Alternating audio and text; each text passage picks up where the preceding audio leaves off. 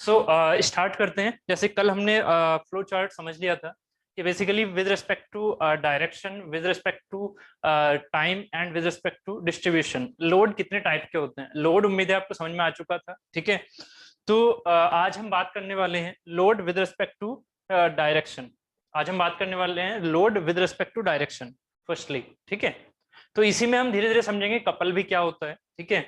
Forces हमने समझ ली है, कपल क्या होता है उसके बारे में समझेंगे। और जितने भी टर्मिनोलॉजी होती हैं, जैसे कि नॉर्मल लोड क्या होता है, ठीक है, और एक्सियल लोड क्या होता है, सेंट्रोइडल एक्सेस क्या होती है, ठीक है, और साथ ही जो हमारे पास ट्रांसवर्स एक्सेस है वो क्या होती है, कितनी सेंट्रोइडल एक्सेस हो सकती हैं, ठीक। तो वो सारी चीजें हम वन बाय वन करके चलेंगे, ठीक है। जो बेसिक कॉन्सेप्ट होते हैं जहां पर स्टूडेंट कंफ्यूज होते हैं, मैं उन चीजों को हाईलाइट जरूर करूंगा और उन पर ध्यान देना, पूरी सोम में आपको उन चीजों को ध्यान देना है, गलती नहीं करनी है, ठीक है। चलिए, तो सबसे पहले load with respect to direction की बात करते हैं। इसमें आपने याद होगा, जैसे मैंने आपको बताया भी था, ठीक है, load with respect to direction में, load with respect to direction में हमने कल इसको क्लासिफाई किया था। One is normal load and other is transverse load, okay. ऐसे ही इनके फिर से हमने टाइप किए थे। One is axial load and other is eccentric axial load.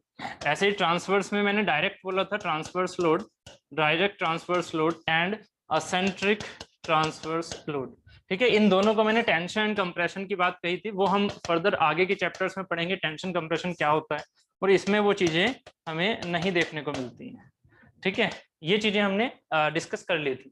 तो अभी वन बाय वन इन चीजों को समझते हुए चलना है। तो इस फिगर में देखिएगा, सबसे पहले हमने बात की नॉर्मल लोड। अभी नॉर्मल लोड के लिए सबसे पहले आपको पता होना चाहिए नॉर्मल होता क्या है।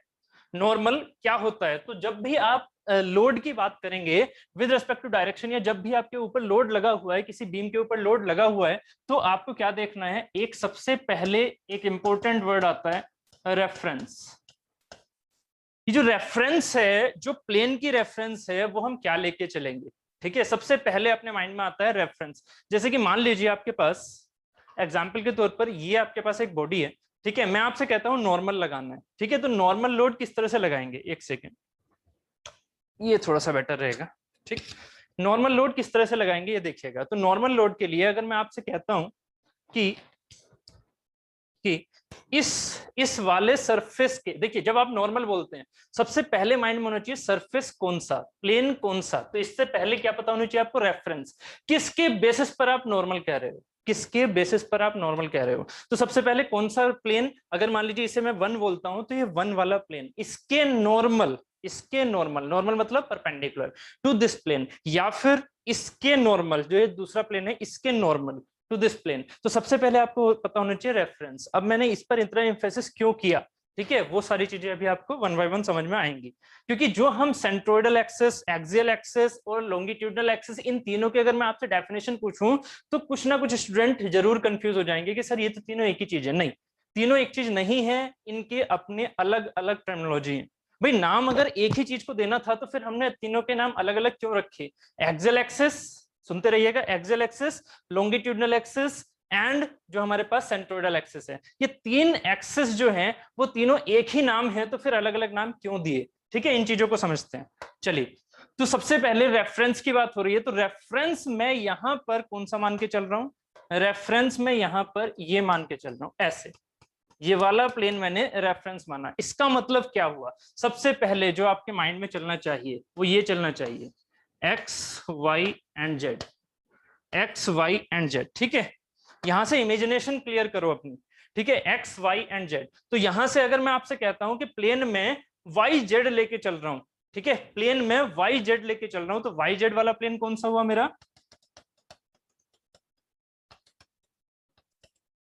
उम्मीद है आपको समझ में आ रहा होगा। ये जो इस तरह से प्लेन कट रहा है that is the Y Z, क्योंकि ये वाला हमारा वाई जेड वाला प्लेन है, ठीक है। तो इसमें जितने भी आपके प्लेन्स कट रहे होंगे वो हमारे सारे के सारे क्या है, वाई जेड।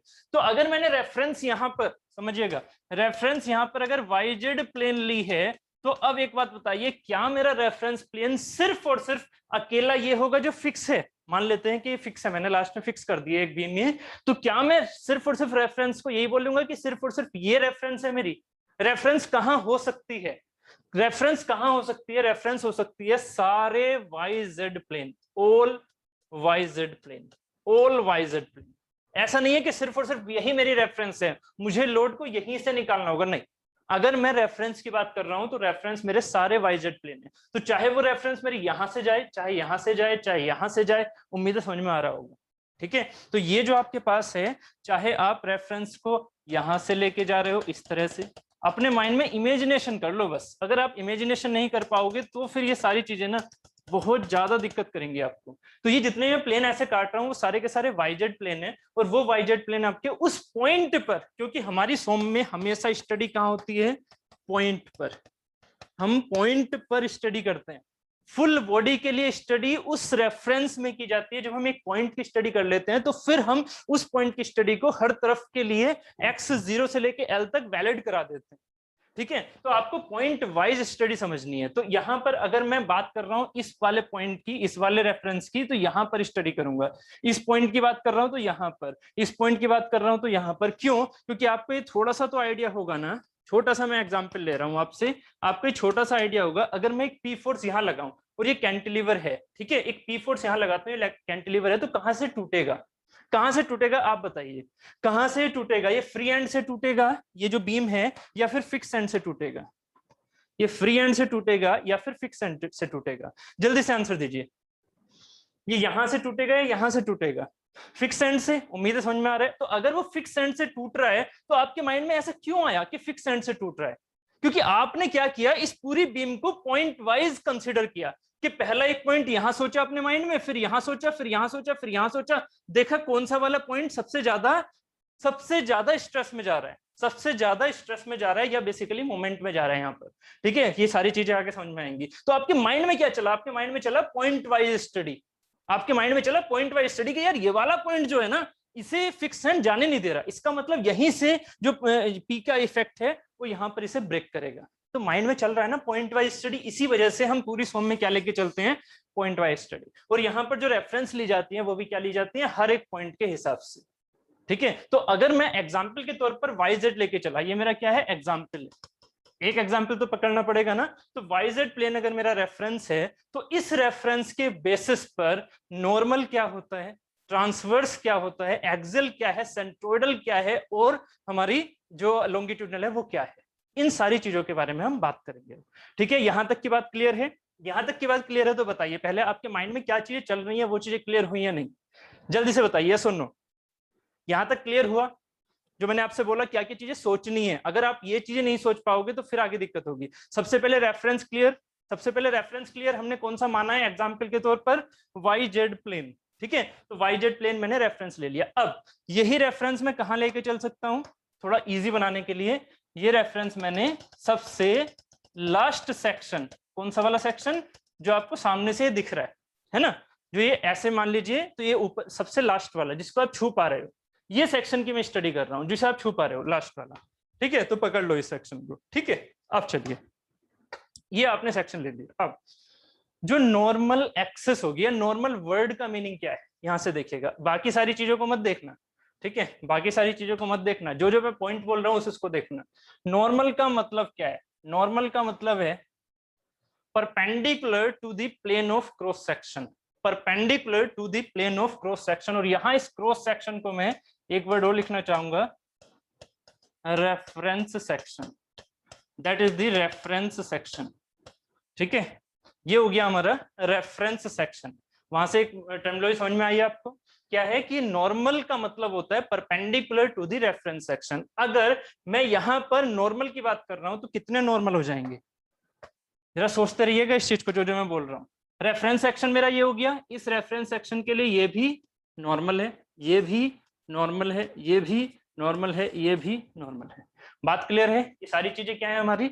नॉर्मल। तो ये हमारे लिए क्या है? नॉर्मल डायरेक्शन वाले फोर्सेस। अगर ये फोर्स लग रहे हैं तो नॉर्मल डायरेक्शन वाले फोर्सेस। और अगर ये मैं यहाँ पर ये हटा दूं, फोर्सेस ना कहूं, तो ये क्या हो गई मेरी? Normal direction. ये नॉर्मल वर्ड कहां से आया है? With respect to reference. अगर ये रेफरेंस ना हो तो ये नॉर्मल नहीं है। अगर ये रेफरेंस वाई जेड नहीं हो, अब मुझे एक आंसर देना अगर आपको चीजें क्लियर हो रही हैं तो। अगर मैं रेफरेंस यहां पर ये डायरेक्शन मान के चलना, ये कोई फोर्स वगैरह मत मानना अभी, अब ये डायरेक्शन मानना सिंपल। अगर मैं आपसे कहता हूं कि मेरी रेफरेंस यहां पर एक्स जेड प्लेन है, मेरी रेफरेंस यहां पर एक्स जेड प्लेन है, एग्जाम्पल के तौर पर याद रखिएगा, अगर मेरी रेफरेंस एक्स जेड प्लेन है तो जो ये मैंने इस कलर से ये चीजें बनाई हैं, ये बताइए नॉर्मल है या फिर ट्रांसवर्स है, नॉर्मल है या कुछ और है। ठीक है, अभी ट्रांसवर्स के बारे में समझाऊंगा, ये नॉर्मल है या नहीं एक्स जेड प्लेन के, एक्स जेड प्लेन के नहीं है, नहीं है बिल्कुल। तो उम्मीद है आपको समझ में आ रहा है कि अगर मैं यहाँ पर फोर्स भी लगा रहा हूं तो वो फोर्स मेरा इस प्लेन के ट्रांसवर्स कहलाएगा, वो फोर्स मेरा इस प्लेन के ट्रांसवर्स कहलाएगा। कौन सा वाला प्लेन, जो ये वाला दिख रहा है आपको एक्स जेड। मैं सारी चीजें यहाँ पर बनाऊंगा तो ये पूरी खिचड़ी पक जाएगी, यहाँ पर होच पोच हो जाएगा, तो वैसे नहीं बना रहा मैं, आपके माइंड में चलना चाहिए सब कुछ। ठीक है, तो एक्स जेड जो है, एक्स जेड जो प्लेन दिख रहा है आपको ये वाला एक तरह से, ठीक है, इस एक्स जेड प्लेन के ये जो फोर्सेस हैं ये क्या है, पैरेलल। ठीक है, तो यहां से जो हमारे पास फर्स्ट डेफिनेशन हुई that is the normal simple. तो नॉर्मल क्या है, perpendicular to the reference plane. ठीक है, एंड ट्रांसवर्स क्या होगी, एंड ट्रांसवर्स क्या होगी, parallel to the reference plane. जो हमारे पास रेफरेंस प्लेन है, रेफरेंस प्लेन हमारे पास कौन सा है, वाई जेड, तो इस वाई जेड प्लेन के पैरेलल जो है, पैरेलल जो है वो क्या है, मेरी transverse axis. Transverse axis, transverse axes बोलो उसे, नॉर्मल एक्सेस बोलो, तो ये सारी की सारी क्या है मेरी एक तरह से नॉर्मल, नॉर्मल एक्सेस। ये हमारी सारी की सारी क्या हो जाएंगी, ट्रांसवर्स एक्सेस। ठीक है, transverse to the reference plane, पर parallel to the reference plane. उम्मीद है यहां से ये चीजें क्लियर हो रही हैं। ठीक है, ये चीज है हमारे पास, इसके अगर पैरेलल लगा रहा हूं तो ये मेरी क्या है, रेफरेंस प्लेन के पैरेलल है तो ट्रांसवर्स। ठीक है, ट्रांसवर्स एक्सेस बोलेंगे, और अगर वहां पर फोर्स लग रहा है तो वो ट्रांसवर्स फोर्स कहलाएगा, ट्रांसवर्स लोड कहलाएगा। बात क्लियर है। यहां पर मैं इतना इंफेसिस क्यों कर रहा हूं, क्योंकि आपकी एनालिसिस जो होनी चाहिए वो इस प्लेन पर होनी चाहिए। ये जो मैंने यहाँ पर व्हाइट कलर में एरो दिखाया है, ये एरो सिर्फ और सिर्फ इस रेफरेंस के लिए है। ठीक है, अगर मैं ये फोर्स यहां ना लगा के यहां लिखता हूं तो ये फोर्स इस वाले रेफरेंस के, इस वाले रेफरेंस के पैरेलल हो गई। कौन से वाले रेफरेंस के, जो यहां पर आपको दिख रहा है, कौन सा वाला रेफरेंस, जो यहां पर आपको ये दिख रहा है। ठीक है, ये वाला रेफरेंस, ठीक, ये जो येलो कलर से दिखाया था मैं, इसके पैरेलल है ये वाला। ठीक है, तो यहां पर रेफरेंस मेरा ये बन गया, इस फोर्स के लिए रेफरेंस ये है। वर्डिंग समझ रहे हो, इस फोर्स के लिए, टू वाले फोर्स के लिए, सॉरी, टू वाले फोर्स के लिए रेफरेंस कौन सा है मेरा, ये वाला है। इसको मान लीजिए P बोल दिया, इसे मान लीजिए Q बोल दिया। तो मुझे बताइए टू वाले फोर्स के लिए जो P है या Q है, कौन सा रेफरेंस है, रेफरेंस कौन सा है, आपके माइंड में ये चीज चलनी चाहिए। रेफरेंस कौन सा है टू वाले फोर्स के लिए, जल्दी से, Q। क्यों, क्योंकि रेफरेंस जहां पर फोर्स है वहीं पर आपका माइंड जाना चाहिए, वहीं पर पॉइंट लेके चलना चाहिए।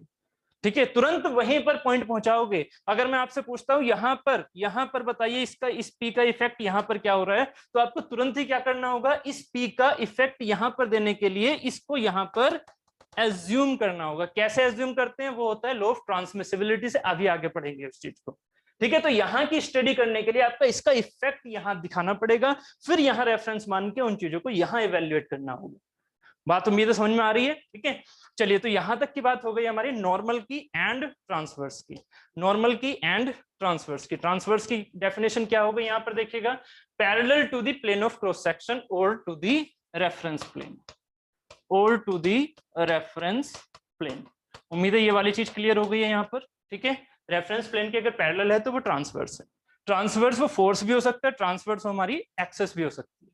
बात क्लियर है। चलिए, नेक्स्ट बात जो हम करने वाले हैं that is the centroidal axis या longitudinal axis. Firstly longitudinal axis, उम्मीद है यहां तक ही समझ में आया। ठीक है, अब मैं थोड़ा सा इन चीजों को रफ कर रहा हूं, जो चीजें एक्स्ट्रा हो चुकी हैं फिलहाल। ठीक, मतलब जो चीजें आपने समझ ली हैं। देखिए, ये मैंने हटाया। अब मैं एक छोटा सा क्वेश्चन और पूछता हूं आपसे, चलो यहीं पर लगे आते क्वेश्चन और पूछ लेता हूं। ठीक है, हाँ, देखिएगा, अगर मैं आपसे कहता हूं कि मुझे ये फोर्स बताइए, ये वाला, ये पी फोर्स है, तो ये P force for the Y Z plane, क्या नाम रखेंगे इसका, for the Y Z plane ये पी फोर्स क्या है, for the Y Z plane ये पी फोर्स क्या है, जल्दी से नाम बताइए इसका। Very good, very good, Q Q, हाँ, जल्दी से इसका नाम बताइए पी का। For the YZ plane. अभी तक जितना पता है आपको, नॉर्मल है, ट्रांसवर्स है, जल्दी से बताइए। हाँ वेरी गुड, पूरा लिखने की जरूरत नहीं है, टी लिख देते काफी था। ठीक है, वेरी गुड वेरी गुड। ठीक, तो ये हमारे लिए हो गया transverse for the Y Z plane. But for the X Z plane क्या है ये? For the X Z plane normal N. ठीक है, क्लियर है ये सारी चीजें? ठीक है, अब मैंने फिर से इसलिए बोला क्योंकि अभी मुझे लॉन्गिट्यूडनल एक्सेस में आपको समझानी है चीजें। अब मैं बात करने वाला हूं लॉन्गिट्यूडनल एक्सेस की। नॉर्मल की बातें होगी, अब बात कीजिए लॉन्गिट्यूडनल एक्सेस की। लॉन्गिट्यूडनल एक्सेस क्या होती है? लॉन्गिट्यूडनल एक्सेस क्या होती है? आपने अगर ये एक पर्टिकुलर बीम है आपके पास, ठीक, इस बीम पर आपने क्या किया, लॉन्गिट्यूडनल एक्सेस बतानी है, तो आप तुरंत अपने माइंड में क्या करोगे कि सर ये वाली एक्सेस मेरी लॉन्गिट्यूडनल होगी।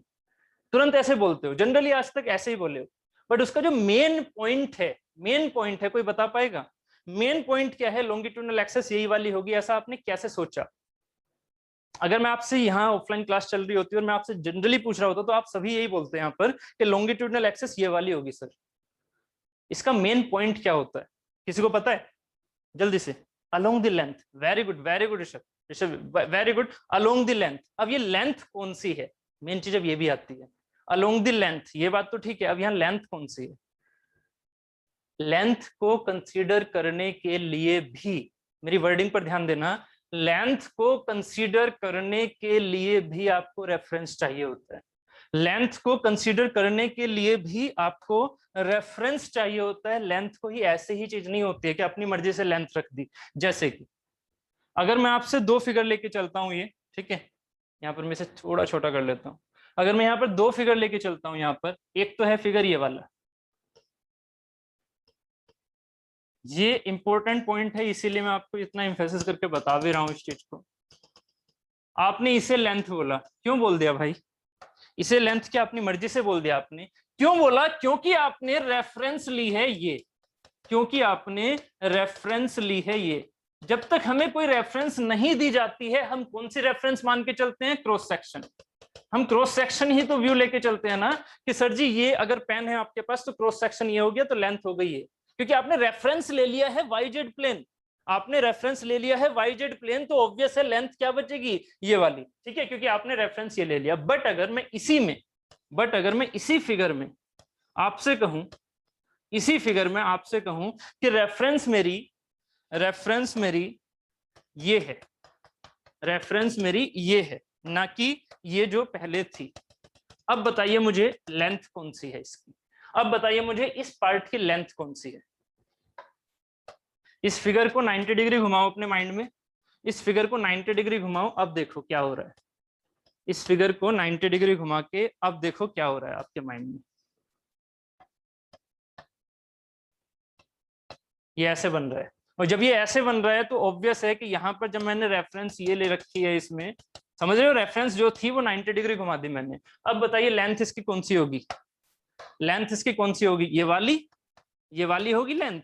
जल्दी से बताइए, नॉर्मल टू क्रॉस सेक्शन वाली लेंथ। ठीक है, यहाँ पर जो हमारे पास ये, इसीलिए मैंने 90 डिग्री घुमा के थोड़ा सा इससे रिलेट करा दिया।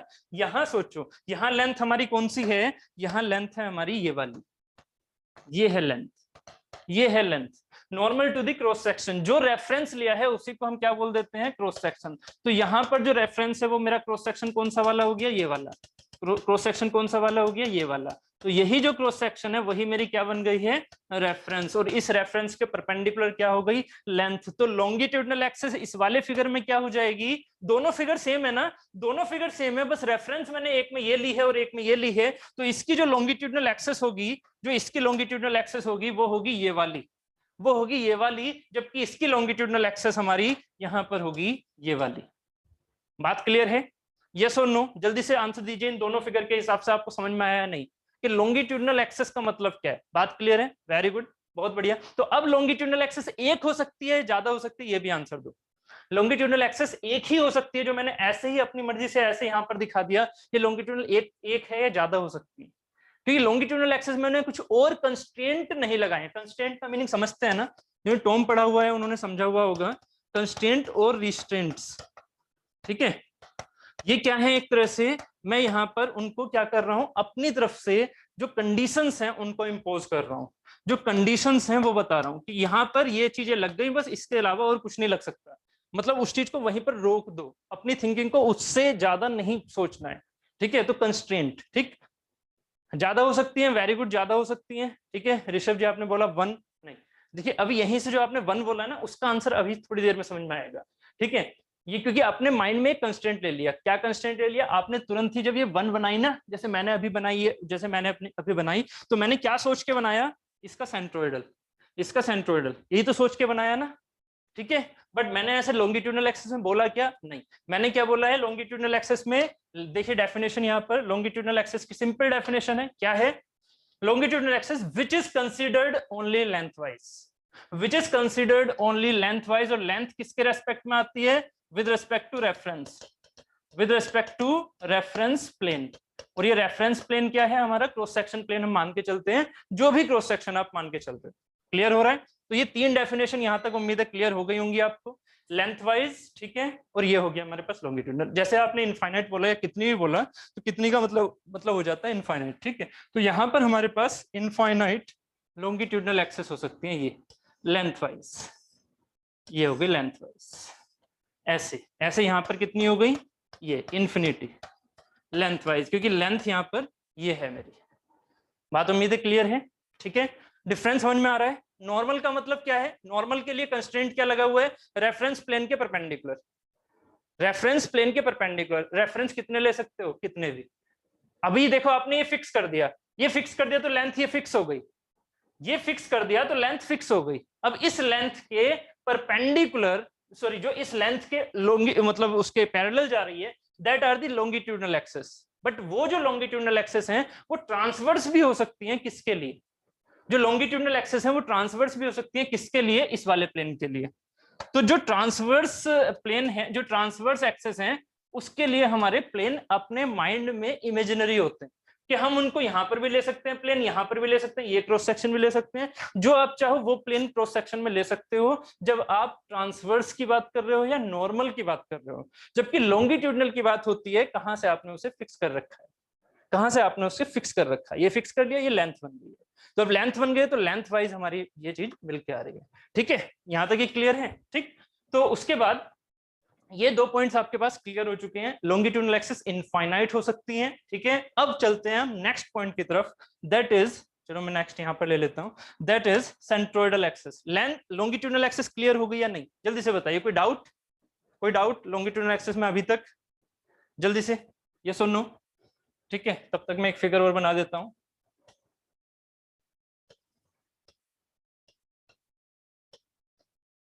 ये एक बार तीनों चीजें आपके माइंड में क्लियर हो जाए ना, उसके बाद सारी चीजें आपके लिए बहुत इजी हो जाएंगी, ठीक है। जो भी चीजें आप लेके चलोगे, एज ए इंजीनियर आपको इन चीजों में डिफरेंस पता होना चाहिए,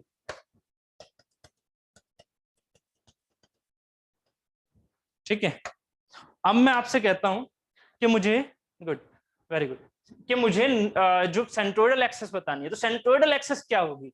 सेंट्रोइडल एक्सेस क्या होगी? उम्मीद है आपके मन में यही आंसर आ रहा होगा, जो सेंट्रोइड से पास हो, ठीक है। आंसर ये हो गया, जो सेंट्रोइड से पास हो। तो आपके माइंड में क्या आता है? सेंट्रोइड से पास होने वाला रेफरेंस सबसे पहले फिर से जरूरी है, कि कौन से रेफरेंस का सेंट्रोइड, कौन से रेफरेंस वाले प्लेन का सेंट्रोइड। तो अभी आपने रेफरेंस कौन सा ले रखा है? वाई जेड, तो ये आपने रेफरेंस ले रखा है मान लो, तो इस वाई जेड प्लेन में रेफरेंस हो गया हमारे पास ये, ठीक है, ये रेफरेंस ले लिया। इस रेफरेंस का सेंट्रोइड कहां पर है? ये रहा। इस रेफरेंस के 2D प्लेन का सेंट्रोइड कहां पर है? ये रहा। अब जब ये सेंट्रोइड ये पॉइंट है, तो इस सेंट्रोइड से पास होने वाली एक्सेस कितनी है? पहले मुझे ये आंसर दो, इस सेंट्रोइड से पास होने वाली एक्सेस कितनी है?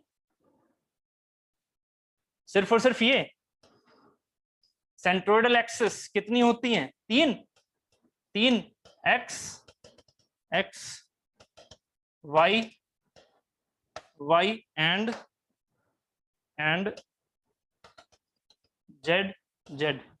क्या ये आंसर सही है? यस और no? Very good Deepak go, very good. देखो मैंने कहा था ना, ऋषभ सैनी एंड शुभम वर्मा, देखो ये जो 3 का आंसर दिया वो आपने दिया है ना, ठीक है। और भी स्टूडेंट यहाँ पर 3 देना चाह रहे होंगे, बिल्कुल देना चाह रहे होंगे, बट यहाँ पर दीपक गौर बहुत ही सही आंसर है आपका। यहाँ पर जो सेंट्रोइडल एक्सिस हैं, मैं इसीलिए तो कह रहा हूं तीनों एक्सिस में डिफरेंस समझो, लॉन्गिट्यूडनल एक्सियल अभी बताऊंगा, लॉन्गिट्यूडनल एक्सियल एंड सेंट्रोइडल, ठीक है, इन सब में डिफरेंस समझ में आना चाहिए। तो सेंट्रोइडल एक्सिस सिर्फ और सिर्फ ये तीन ही नहीं होती हैं, सिर्फ और सिर्फ ये तीन नहीं होती, हमारे सिलेबस के अकॉर्डिंग तीन होती हैं। हमारे सिलेबस में क्या, ऐसा नहीं है कि सिलेबस में हमारी आ नहीं सकती है, क्वेश्चन कभी भी आ सकता है उस प्लेन से भी, ठीक है, बट जो रेफरेंस हमने मानी है उसमें सिर्फ तीन सेंट्रोइडल एक्सिस नहीं है, कितनी हो सकती है, इनफाइनाइट, बट सेंट्रोइड से होके जाएं, जैसे कि एक ये हो गई, जैसे कि प्लेन के पैरेलल है ये, ठीक है, एक ये हो गई, एक दो, ऐसे ही तीन, ऐसे ही चार, ठीक है, ऐसे इसके परपेंडिकुलर बट ऐसे जाते हुए, ध्यान से समझना, ये प्लेन है, ठीक है, ये प्लेन आपको दिख रहा है, और ऐसे लेके आओ, ऐसे तिरछा, बट सेंट्रोइड से पास करते हुए, दिख रहा है, सेंट्रोइड से पास करते हुए तिरछा, तो ये भी क्या है, मेरी सेंट्रोइडल एक्सिस, इस रेफरेंस प्लेन की सेंट्रोइडल एक्सिस ये भी है। तो यहां से अपने माइंड को थोड़ा क्लियरिटी में लेके आओ कि जो सेंट्रोइडल एक्सिस होती है वो भी हमारी क्या होती है, इनफाइनाइट, ठीक है, सेंट्रोइडल एक्सिस भी हमारी क्या होती है, इनफाइनाइट, ठीक है, लॉन्गिट्यूडनल एक्सिस भी हमारी क्या होती है, इनफाइनाइट, ठीक है, ये दोनों ही हमारी इनफाइनाइट होती हैं। बस हम क्या लेके चलते हैं, लॉन्गिट्यूडनल भी हम एक ही लेके चलते हैं, कौन सी वाली, जो सेंट्रोइड से पास हो जाए, उसी का नाम एक्सियल एक्सिस होता है। अब एक्सियल एक्सिस समझो, तो यहां से हमारे पास जो सिलेबस के अकॉर्डिंग है, या फिर जो हमारी जनरली फ्रिक्वेंटली आती है, ऐसा नहीं कि सिलेबस में ये चीज नहीं आ सकती, बिल्कुल आ सकती है, जो फ्रिक्वेंटली आपसे क्वेश्चन आते हैं वो कितनी सेंट्रोइडल एक्सिस के आते हैं, तीन के, कौन कौन सी सेंट्रोइडल एक्सिस, कौन कौन सी, x x, Y Y and Z z, जो कि सेंट्रोइड से पास हो, जो कि पासेस थ्रू सेंट्रोइड, ठीक है, पासेस थ्रू सेंट्रोइड, ये तीन हमारी एक्सेस इंपॉर्टेंट होती है, तो ये फिगर भी साथ में बना लेना, ठीक है। अब हम चलते हैं लास्टली एक्सियल एक्सिस की तरफ, ये तीनों एक्सिस आपको समझ में आ गई हैं, अब चलते हैं एक्सियल एक्सिस की तरफ। एक्सियल एक्सिस क्या होगी, फिर से वही एक बॉडी मान लीजिए, इस बॉडी में अब जरा समझिएगा, इस बॉडी में आपने सेंट्रोइडल एक्सिस समझ ली, आपने लॉन्गिट्यूडनल एक्सिस समझ ली, वो एक्सिस, ध्यान से समझना, वो एक्सिस जो कि लॉन्गिट्यूडनल हो, अब आपकी लॉन्गिट्यूडनल माइंड में इनफाइनाइट आ रही है ना, जो एक्सिस लॉन्गिट्यूडनल हो और साथ ही सेंट्रोइडल भी हो, जो एक्सिस लॉन्गिट्यूडनल हो और साथ ही सेंट्रोइडल भी हो, वो एक्सिस हमारी एक्सियल एक्सिस कहलाती है, ठीक है। तो एक्सियल एक्सिस यहां पर क्या होगी, जो एक्सिस हमारी लॉन्गिट्यूडनल भी हो, मतलब इनफाइनाइट हो सकती है लॉन्गिट्यूडनल, ठीक है, लेंथ वाइज हमने ये मान ली, और साथ ही सेंट्रोइडल भी हो, तो सेंट्रोइडल से जो लॉन्गिट्यूडनल होगी वो सिर्फ और सिर्फ एक ही आएगी, कौन सी वाली, ये वाली, एक ही आएगी, सिर्फ और सिर्फ ये वाली, इसके अलावा और कोई आ सकती है तो मुझे बता दो। अगर आपके माइंड में कोई और भी ऐसी एक्सिस चल रही है जो कि लॉन्गिट्यूडनल भी है और सेंट्रोइडल भी है, तो मुझे बता दो, मैं वो भी ड्रॉ कर देता हूं। कोई चल रही है, यस और नो, जल्दी से बताओ, बात यहां तक क्लियर हुई या नहीं, जल्दी से, बात यहां तक क्लियर है, यस और नो, कुछ तो रिप्लाई करो यार, ये एक्सेस में घूम गए हो, ठीक है, वेरी गुड, ठीक, तो उम्मीद है समझ में आ गया है, ठीक है। रेफरेंस नहीं मान, नहीं रेफरेंस मान लिया है, अब रेफरेंस मान लिया है, मैं देखो मैंने आपसे इसीलिए बोला है मेगा गर्ग, देखिए यहां पर मैंने इसीलिए आपसे बोला है क्या, कि जिस टाइम पर लॉन्गिट्यूडनल एक्सिस बोली जा रही है तो अंडरस्टूड है रेफरेंस ये है, मैंने अभी तो बोला लॉन्गिट्यूडनल एक्सिस मैंने क्यों बना दी ये वाली, क्योंकि मैंने पहले रेफरेंस मान लिया था अपने माइंड में, बात क्लियर है, पहले मैंने रेफरेंस मान लिया था। अगर मैं रेफरेंस ये मानता, इमेजिन करो आपके हिसाब से, अगर मैं रेफरेंस ये मानता तो ये मेरी एक्सियल एक्सिस नहीं है, मेरी एक्सियल एक्सिस अब कौन सी होगी, अगर मैं रेफरेंस ये मान के चलूंगा तो मेरी एक्सियल एक्सिस है ये वाली, और किसने कहा ये एक्सियल एक्सिस नहीं हो सकती, बिल्कुल हो सकती है, रेफरेंस अगर ये वाली है, बात क्लियर है। रेफरेंस मतलब अगर फिक्स आपने ये कर रखा है, लेंथ ये मानी हुई है, तो लेंथ वाइज जो मेरी सेंट्रोइडल एक्सिस होगी वो मेरी क्या होगी, एक्सियल एक्सिस। उम्मीद है यहां तक क्लियर हो गया है, गुड, चलिए, तो ये उम्मीद है ये सारी चीजें आपको क्लियर हो गई होंगी, इनकी मैंने डेफिनेशन आपको पहले ही यहां पर लिख दी है, ठीक है, यहां से थोड़ा ये क्लियर रहेगा, ठीक है। जो हमारे पास सेंट्रोइडल एक्सिस है which is passing through the centroid of the plane, है ना, कितनी भी हो सकती है, इनफाइनाइट हो सकती है, हमारे लिए कौन कौन सी जरूरी है, X x Y Y and Z Z, बस, ठीक है। उसके बाद एक्सियल एक्सिस क्या हो जाएगी, centroidal axis which is along the longitudinal axis, ठीक है, बात क्लियर है। अब आप ये कहेंगे कि सर आपने पहले लिख रखा है ये सारी चीजें, तो मैंने इसीलिए किया जिससे कि आपका अपना टाइम बचा सकूं और हम ज्यादा कंटेंट पढ़ सकें इन 2 आवर्स में। तो मैंने देखा कि हम जब डेफिनेशन वगैरह लिखते हैं तो उसमें टाइम लगता है फिर, ठीक है। तो आप अपना ये यूज कर सकते हैं, ठीक है, कि इन चीजों का या तो स्क्रीनशॉट ले लो, ठीक है, या फिर अपना लास्ट में जैसे वीडियो अपलोड हो जाती है तो उनसे आप इन चीजों को लिख लो, ठीक है। समझते हुए चल रहे हैं यहाँ से, बात क्लियर है? ये पैटर्न सही है? जल्दी से बोलो, जल्दी से बोलो, ये पैटर्न सही है? अगर ऐसा ही है तो फिर मैं ऐसे ही करते हुए चलूंगा, डेफिनेशन वगैरह पहले से लिख लूंगा। यस और नो? ठीक है, वेरी गुड। चलो ठीक, तो यहाँ पर एक्सेल एक्सेस हो गया हमारे पास कंप्लीट। ठीक, अब हम चलते हैं अपने जो मैं यहाँ पर लेके चल रहा था, एक सेकेंड। हाँ, यहाँ की कहानी load with respect to direction, देखो कितना छोटा हो गया है। Load with respect to direction, उम्मीद है आपको समझ में आ चुका है, ठीक है। ये वाली चीजें क्लियर हो चुकी हैं, कौन सी एक्सेल एक्सेस है, कौन सी सेंट्रोइडल एक्सेस है, कौन सी आपके पास लॉन्गिट्यूडनल एक्सेस है, ठीक है। अब हम चलते हैं नेक्स्ट फिगर की तरफ, यहाँ अब हम चलते हैं लोड की तरफ। उम्मीद है एक्सेस कंप्लीट हो गई है अब आपके माइंड में, तो अब लोड लेके चलते हैं। लोड जैसे जैसे अगर मैंने यहाँ पर रेफरेंस ले ली, क्योंकि रेफरेंस तो मुझे एक लेनी ही पड़ेगी, मैंने रेफरेंस ले ली है, मतलब मेरी वाई जेड की रेफरेंस हो गई। अब अगर मैं आपसे कहता हूं, याद करो विद रिस्पेक्ट टू डायरेक्शन कौन कौन से लोड थे, एक तो था नॉर्मल लोड और एक था ट्रांसवर्स लोड, ठीक है, उसके अंदर था एक्सियल लोड और एक था eccentric axial load. Eccentric axial load इधर से ऐसे ही टीएसएल, ट्रांसवर्स शियर लोड बोल सकते हैं इसे, और साथ ही यहाँ पर ईटीएसएल। ये एस क्या है? एस है शियर लोड, जिसे आपने डायरेक्ट ट्रांसफर लोड लिखा है ना, उसे हम ट्रांसफर शियर लोड भी बोल देते हैं, ठीक है, उसमें कोई इश्यू नहीं है। अब देखो यहाँ पर जब मैंने रेफरेंस एक फिक्स कर दी, अब आपकी रेफरेंस इधर उधर घूमनी नहीं चाहिए। जो मैं एग्जांपल लेके चल रहा हूँ ये रेफरेंस है। अगर मैं आपसे कहता हूं कि मुझे नॉर्मल लोड में एक्सियल लोड बताना है, नॉर्मल लोड के 2 पार्ट है ना, नॉर्मल लोड तो कुछ भी नहीं है, नॉर्मल लोड के 2 पार्ट है, एक है एक्सियल लोड, एक है एसेंट्रिक एक्सियल लोड। तो रेफरेंस मेरा ये हो गया, ये वाला प्लेन मेरा रेफरेंस हो गया, ये जो दिख रहा है आपको, मैंने रेफरेंस ले लिया ये प्लेन, ठीक है। इस रेफरेंस प्लेन पर मैंने क्या किया, सेंट्रोइडल वाला पॉइंट बनाया, ठीक है, बन गया। इस सेंट्रोइडल पॉइंट से अगर मैं यहां पर, इस सेंट्रोइडल पॉइंट से अगर मैं यहां पर ये ऐसे फोर्स दिखाता हूं, इस सेंट्रोइडल पॉइंट से जाता हुआ एक फोर्स, इसका नाम क्या होगा? आंसर दीजिए, इसका नाम इन पूरे में से क्या होगा? 4 चीजें हैं ना, चारों में से कौन सा नाम होगा इसका, इस वाली चीज का? इसे मैंने बोला P1, नाम क्या होगा? Very good, axial load. समझ में आ गया? समझ में आ गया। एक्सियल लोड की डेफिनेशन क्या है? सेंट्रोइडल एक्सिस जो कि लॉन्गिट्यूडनल हो, उस पर अगर फोर्स लग रहा है, that is the axial load. So P1 is the axial load, ठीक है।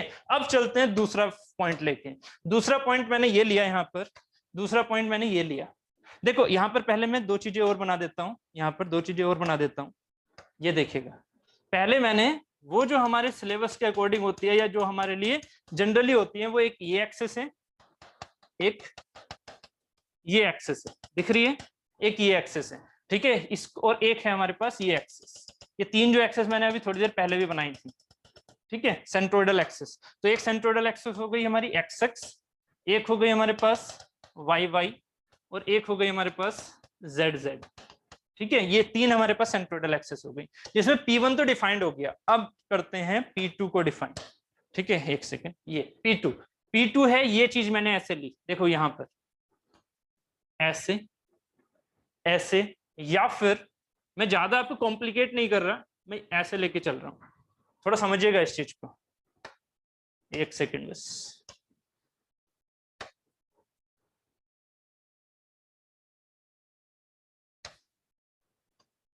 हाँ, अब बताइए, थोड़ा बस इसमें यही दिक्कत होती है कि हम जब ड्रॉ कर रहे होते हैं तब थोड़ी सी मिस्टेक हो जाती है, तो टाइम ज्यादा लग जाता है। चलो, तो यहां पर क्या है कि अब मुझे बताइए P2 क्या है और P3 क्या है? असेंट्रिसिटी जानते हैं? असेंट्रिसिटी, असेंट्रिसिटी का मतलब क्या होता है कि जो वो पॉइंट अगर हमारे डिजायर पॉइंट से होके नहीं जाती है, वो पर्टिकुलर थिंग, ठीक है, चाहे वो फोर्स है चाहे वो कुछ और चीज है, अगर वो चीज हमारी डिजायर पॉइंट से होके नहीं जा रही है और वो किसी और पॉइंट से होके जा रही है, तो जो ये पर्टिकुलर गैप आपके बीच में दिख रहा है, उस पॉइंट की जो लाइन ऑफ एक्शन है और जो पॉइंट हमने माना हुआ है, उन दोनों की लाइन ऑफ एक्शन और उस पॉइंट के बीच में अगर गैप है तो उसे हम बोलते हैं असेंट्रिसिटी। ठीक है, आपने नाम जरूर सुना होगा, 9th से आप मैथ्स में पढ़ते आ रहे हो असेंट्रिसिटी। ठीक है, तो जो असेंट्रिसिटी है, अगर इसमें देखो तो सेंट्रोइडल से, सेंट्रोइड पॉइंट से P2 की असेंट्रिसिटी दिख रही है, इसे मान लीजिए E, मान लेते हैं ये E है। ठीक है, E1 मान लो, चलो ठीक है। ऐसे ही यहां पर इस वाले P3 के लिए असेंट्रिसिटी दिख रही है या नहीं, E2 मान लो इसे, यस और नो, दिख रहा है। ठीक है, और वाह आंसर भी आ चुके हैं। ठीक है, तो अगर ये आपको असेंट्रिक दिख रहे हैं E1 और E2 के हिसाब से, P3 और P2, तो अब आपको नाम कैसे लिखना है इसका, नाम ऐसे लिखना है कि ये जो रेफरेंस था उसके नॉर्मल है ना, तो रेफरेंस के नॉर्मल मतलब इन दोनों में से नाम आएगा। और अगर इन दोनों में से नाम आना है तो एक्सियल लोड तब बोलते हैं जब ये नॉर्मल फोर्स इस रेफरेंस के नॉर्मल लग रहा है, मतलब एक्सियल हो सकता है वो अगर वो सेंट्रोइड से होके जाए, बट अगर वो सेंट्रोइड से होके नहीं जा रहा बट रेफरेंस के परपेंडिकुलर है, वर्डिंग लास्ट वाली ध्यान दो, रेफरेंस के परपेंडिकुलर है और सेंट्रोइड से होके नहीं जा रहा है, तो वो क्या हो गया मेरा असेंट्रिक एक्सियल लोड। एक्सियल का सेंस समझ में आ रहा है ना, कि रेफरेंस के परपेंडिकुलर आ रहा है, क्योंकि एक्सियल का मतलब बेसिकली क्या है, हमारी लॉन्गिट्यूडनल एक्सिस जो कि सेंट्रोइड से होके जा रही है, तो जो रेफरेंस के परपेंडिकुलर होगी, जो रेफरेंस के परपेंडिकुलर होगी, ये फिक्स हो रहा है ना वहां से, इसीलिए तो वो नॉर्मल के अंदर आ रहा है। ठीक है, तो इसका नाम क्या हो गया, P2 का असेंट्रिक एक्सियल लोड। और ऐसे ही मेरा P3 भी क्या हो गया, असेंट्रिक एक्सियल लोड। उम्मीद है यहां तक ये चीजें समझ में आ गई हैं। अब नेक्स्ट लेके चलते हैं, नेक्स्ट लेके चलते हैं, इसका आंसर बताइएगा, इसका नाम क्या होगा। मैं एक ये लेके चला लोड, ऐसे ऐसे, ये एक लोड लेके चला, इसका है नाम P4। ठीक है, इसका नाम बताइए।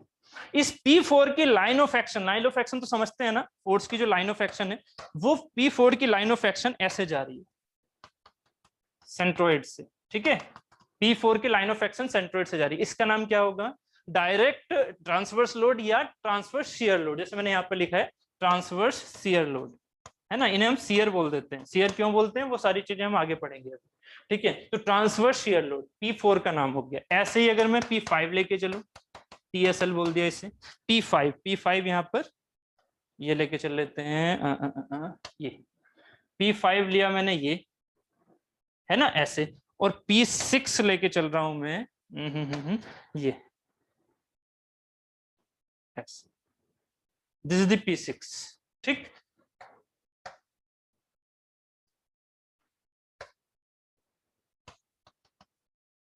इसको मान लीजिए E3। ठीक है, इसकी लाइन ऑफ एक्शन से ये मान लीजिए E4। अब बताइए इनके नाम क्या हो जाएंगे, इनके P4 का नाम क्या हो जाएगा, सॉरी P5 का, this is the P4 and this is the P5 and this is the P6। P5 का नाम बताइए एंड P6 का नाम बताइए जल्दी से।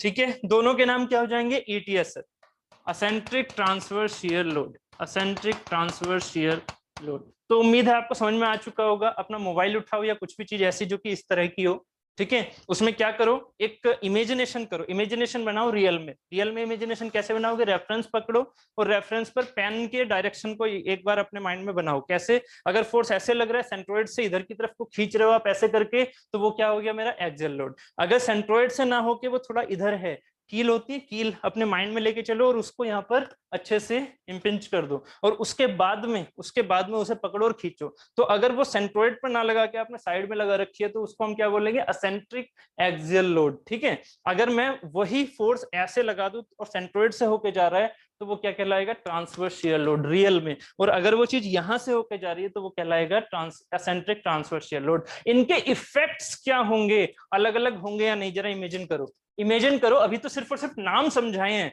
इफेक्ट क्या होंगे इमेजिन हो रहा है। अगर एक चीज बिल्कुल सेंट्रोइड से होकर जा रही है तब उसको एक्सियल लोड लगा रहे हो आप उस पर, मतलब नॉर्मल लोड लगा रहे हो, तो उसका इफेक्ट कुछ और होगा, जबकि इधर वाले का इफेक्ट कुछ और होगा।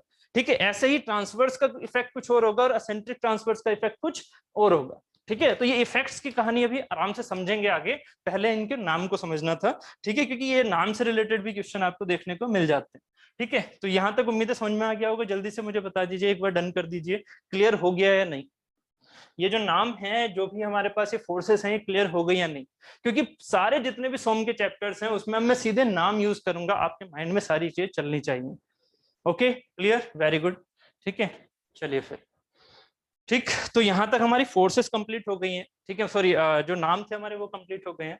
अब हम चलते हैं कपल की तरफ। पहले कपल समझ लेते हैं, ठीक है, उसके बाद जो मैंने यहाँ इफेक्ट की बात की आपसे, है ना, एक मैंने इफेक्ट की बात की है, उन इफेक्ट्स को भी समझेंगे। बट उन इफेक्ट को समझने से पहले कपल भी समझो कि कपल क्या होता है, फिर मैं उन इफेक्ट को डायरेक्टली, अभी क्या हो रहा है, अभी ये हो रहा है, माइंड में अपने इस तरह से लेके चलना, जो ये चीजें हमने की हैं उन पर लगा दो पॉज, ठीक है, उन पर लगा दो पॉज, पहले कपल समझ लो, उसके बाद कपल को इसके साथ मिक्स करेंगे, ठीक है। चलो, कपल क्या है? A couple refers to two parallel forces that are equal in magnitude, opposite in direction, and don't share the line of action, ठीक है, and don't share the line of action। चलो, हम अपने फिगर के हिसाब से जाते हैं, एनालिसिस के हिसाब से जाते हैं। क्या कपल बेसिकली क्या है?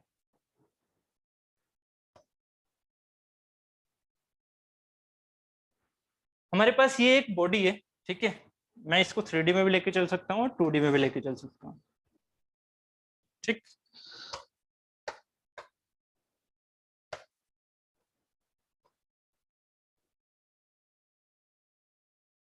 ठीक है, ये मेरा 2D हो गया, ये मेरा 2D हो गया। अब जरा सोचिएगा कपल का मीनिंग क्या हुआ।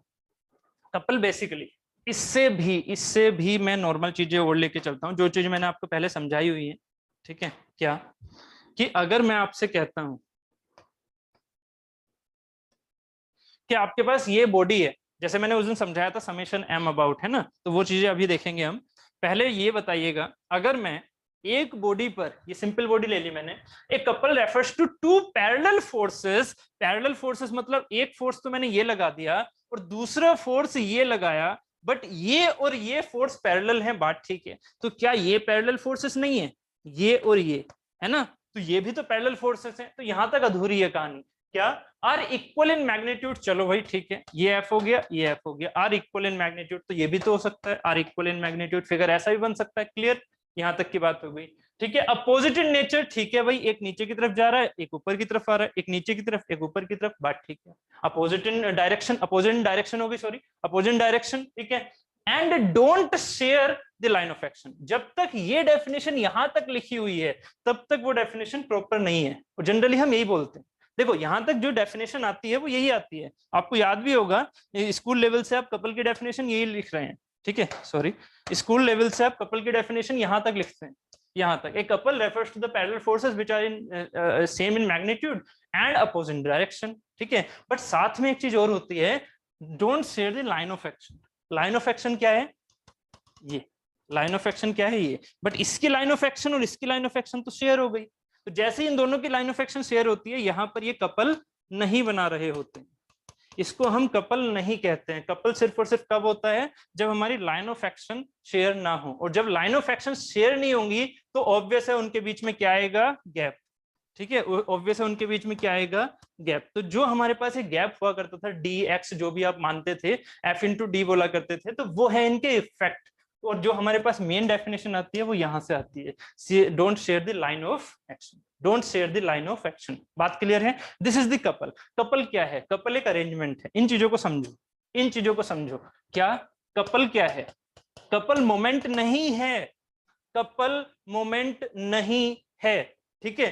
कपल क्या है? Only the arrangement of forces, only the arrangement of forces.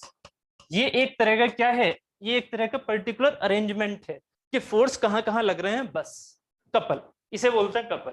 But couple के इफेक्ट को, कपल के इफेक्ट को क्या बोलते हैं?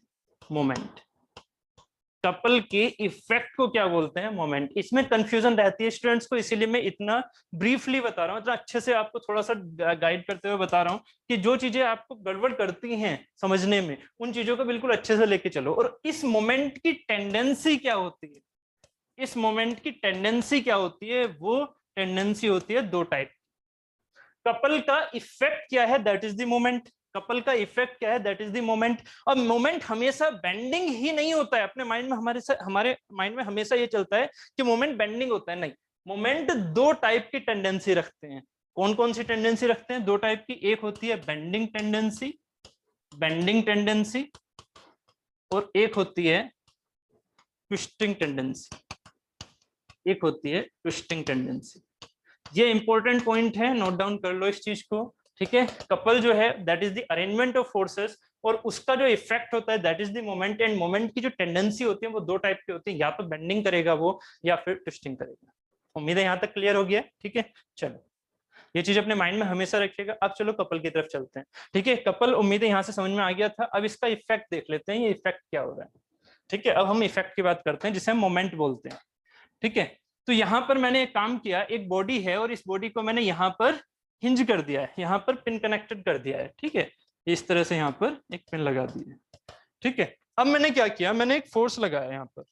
अब मैंने एक फोर्स लगाया जो कि ऐसे जा रहा है, ऐसे जा रहा है। एक फोर्स लगाया जो कि ऐसे जा रहा है, आपको पता नहीं किस तरह से दिख रहा होगा ये, ठीक है। एक सेकेंड, हाँ यहाँ पर ये लगा दो ऐसे, ऐसे, ठीक है। ऐसे जाता हुआ, ये तो 3D हो गया। 2D में देख लो, 2D में ये फोर्स ऐसे जा रहा है, सॉरी 2D में ये फोर्स ऐसे जा रहा है, 2D में ये फोर्स ऐसे जा रहा है, ये यहां से पास होकर ऐसे, ठीक है। यही जो फोर्स है वो वहां लग रहा है 2D में, और ये जो लाइन है, ये जो लाइन है हमारी, वो ऐसे पास हो रही है आगे, ठीक है। ये ऐसे पास हो रही है, तो यहाँ पर जो ये वाली लाइन होगी ये 3D में कुछ ऐसे जा रही है, ठीक है। ये पॉइंट हो गया हमारे पास, जो लाइन है ये वाला, इसे O पॉइंट मान लीजिए, ठीक है। अब क्या होगा, एक फोर्स लगा रखा है, इस फोर्स का मैग्नीट्यूड हो गया F, फोर्स का मैग्नीट्यूड हो गया F, ठीक है। 3D में समझ में आ रहा है तो अच्छी बात है, नहीं तो 2D में समझते हुए चलो। अब क्या होता है कि जो कपल होता है उसका इफेक्ट क्या है, effect of couple, effect of couple, effect of couple कैसे बना। यहां पर जैसे आप यहाँ पर पिन कनेक्ट कर रखा है, आपने उस चीज को रोक रखा है, एक पॉइंट आप ऐसे लेके चल रहे हो कि आपने इस चीज को यहाँ अंदर से पिन कनेक्ट करके रोक रखा है, और आप क्या कर रहे हो, यहाँ पर एक ऐसे फोर्स लगा रहे हो, एक ऐसे फोर्स लगा रहे हो। तो जरा सोचो अपने माइंड में क्या होगा कि जब ये पॉइंट पर फोर्स इसको ऐसे लेके जाएगा, तो अगर मैं यहाँ हिंज ना करूं, इमेजिन करना, अगर मैं यहाँ हिंज ना करूं तो ये चीज कैसे जाएगी आगे की तरफ, ये चीज एक फोर्स से कैसे जाएगी आगे की तरफ, क्योंकि हमने क्या माना हुआ है सोम में, सेल्फ वेट नेग्लेक्ट। जरा एक बार सोचिएगा, फ्रिक्शन विक्शन हटा दीजिएगा, मेज पर रखिए पेन, और मेज पर पेन रख के ना एक साइड से भी चाहे फोर्स लगाओ, चाहे यहां से फोर्स लगाओ, ये बॉडी सिर्फ और सिर्फ कैसे जाएगी आगे की तरफ। सेंट्रोइड पर ही हाथ रख के उसे आगे नहीं लेके जाया जाता है। जब हम इमेजिनेशन कर लेते हैं क्या, self weight neglect and friction effect neglect, air effect neglect, तब सिर्फ और सिर्फ चाहे बॉडी कहीं से भी हम उस पर, चाहे उस बॉडी पर हम कहीं से भी फोर्स लगाएं, वो फोर्स सिर्फ और सिर्फ क्या कर रही होती है, उसे ऐसे मोशन में करा रही होती है। बात क्लियर है या नहीं, ये वाला जो पॉइंट मैंने बोला है ये क्लियर है या नहीं, आपके माइंड में जरूर इसमें विरोधाभास चल रहा होगा, ठीक है। क्या कह रहे होंगे आपके, नहीं सर ऐसे कैसे हो सकता है, एक फोर्स ऐसे लगे तो घूमती हो जाएगी। क्यों घूमती हो जाएगी, क्योंकि आपने सेल्फ वेट कंसीडर कर लिया, सेल्फ वेट कंसीडर नहीं करना है। क्लियर हो रहा है यहां तक, ठीक है। जब मैं आपसे बात कर रहा हूं इस तरह की, तो सेल्फ वेट को कंसीडर नहीं करते हैं, सोम में सेल्फ वेट कंसीडर नहीं करेंगे, बीम चाहे कितनी भारी भी क्यों ना हो फिर भी क्या मानेंगे, वेटलेस, ठीक है। चलिए ये कहानी मैंने कल आपको समझा भी दी थी, ठीक है। तो यहां तक ये बात हो गई। तो इफेक्ट ऑफ कपल में क्या हुआ, जब हमने यहां पर फोर्स ऐसे लगाया, तो इस फोर्स की वजह से, इस फोर्स की वजह से, इस फोर्स की वजह से यहां पर एक रिएक्शन क्रिएट होगी या नहीं, यहां पर एक रिएक्शन क्रिएट होगी।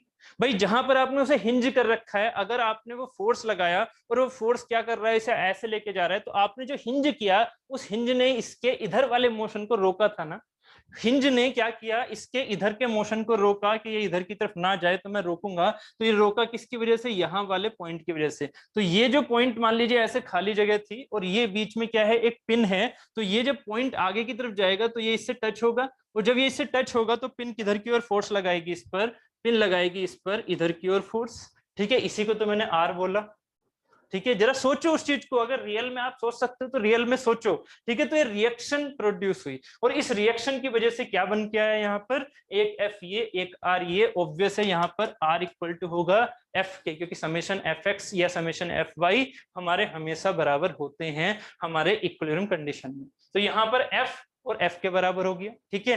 बट ये चीज क्या है, इन दोनों के बीच में एक डिस्टेंस, क्योंकि इन दोनों की लाइन ऑफ एक्शन सेम नहीं है, तो इन दोनों के बीच में एक डिस्टेंस जिसे मैंने बोल दिया आर, जिसे मैंने बोल दिया आर। तो ये जो F लग रहा है और ये जो R लग रहा है, इन दोनों की वजह से जो इफेक्ट आ रहा है इसको हम यहां से लेके आते हैं, that is called as the C, that is called as the C। और C भी कौन सा, C vector, C vector equal to R vector cross F vector, C vector equal to R vector cross F vector. और यहां पर आपने याद होगा कि आपने ये चीजें पढ़ी हैं, 9th में से ही पढ़ते आ रहे हैं कि A क्रॉस B का मतलब होता है A का मैग्नीट्यूड इंटू B का magnitude into sine theta into N cap, ठीक है, sine theta into N cap. मैंने आपसे हमेशा बोला है कि मोमेंट जो मैं लिखता था वहां पर M about Z about X about Y, उनका मीनिंग क्या है आप समझ में आ जाएगा। तो C मैंने यहाँ पर जनरल लिखा है, नहीं तो इसे जनरली हम M लिखते हैं, बट M एक्चुअली किसके लिए यूज किया जाता है, M एक्चुअली यूज किया जाता है इस वाली टेंडेंसी के लिए, M एक्चुअली यूज किया जाता है इस वाली टेंडेंसी के लिए, और T यूज किया जाता है इस टेंडेंसी के लिए। तो मैं मोमेंट के लिए अभी फिलहाल C यूज कर रहा हूं, ठीक है। Effect is the C, and C किसके लिए हो रहा है, अगर वो बेंडिंग टेंडेंसी लेके आ रहा है तो वो M कहलाएगा, अगर ट्विस्टिंग टेंडेंसी लेके आ रहा है तो वो T कहलाएगा। बट हमारी जो कमियां होती हैं वो भी हमें पता होनी चाहिए कि हम हर जगह M ही यूज करते हैं, इस C को यूज ना करते हुए हम M यूज करते हैं, तो कंफ्यूज नहीं होना है आपको, ठीक है। इसका मतलब बेंडिंग ही नहीं है उससे, वो ट्विस्टिंग भी कर सकता है, बट हम मोमेंट को जनरली M यूज करके चलते हैं। बात क्लियर है, चलिए। तो इफेक्ट ऑफ कपल में C इक्वल टू हो गया R क्रॉस F, ठीक है, C इक्वल टू हो गया R क्रॉस F। अब इस चीज को लिख सकते हैं C वेक्टर, ठीक है, सॉरी, इक्वल टू R का इंटू F इंटू इनके बीच का angle sine theta into N cap. N cap याद है ना, एन कैप याद होगा उम्मीद है आपको सभी को।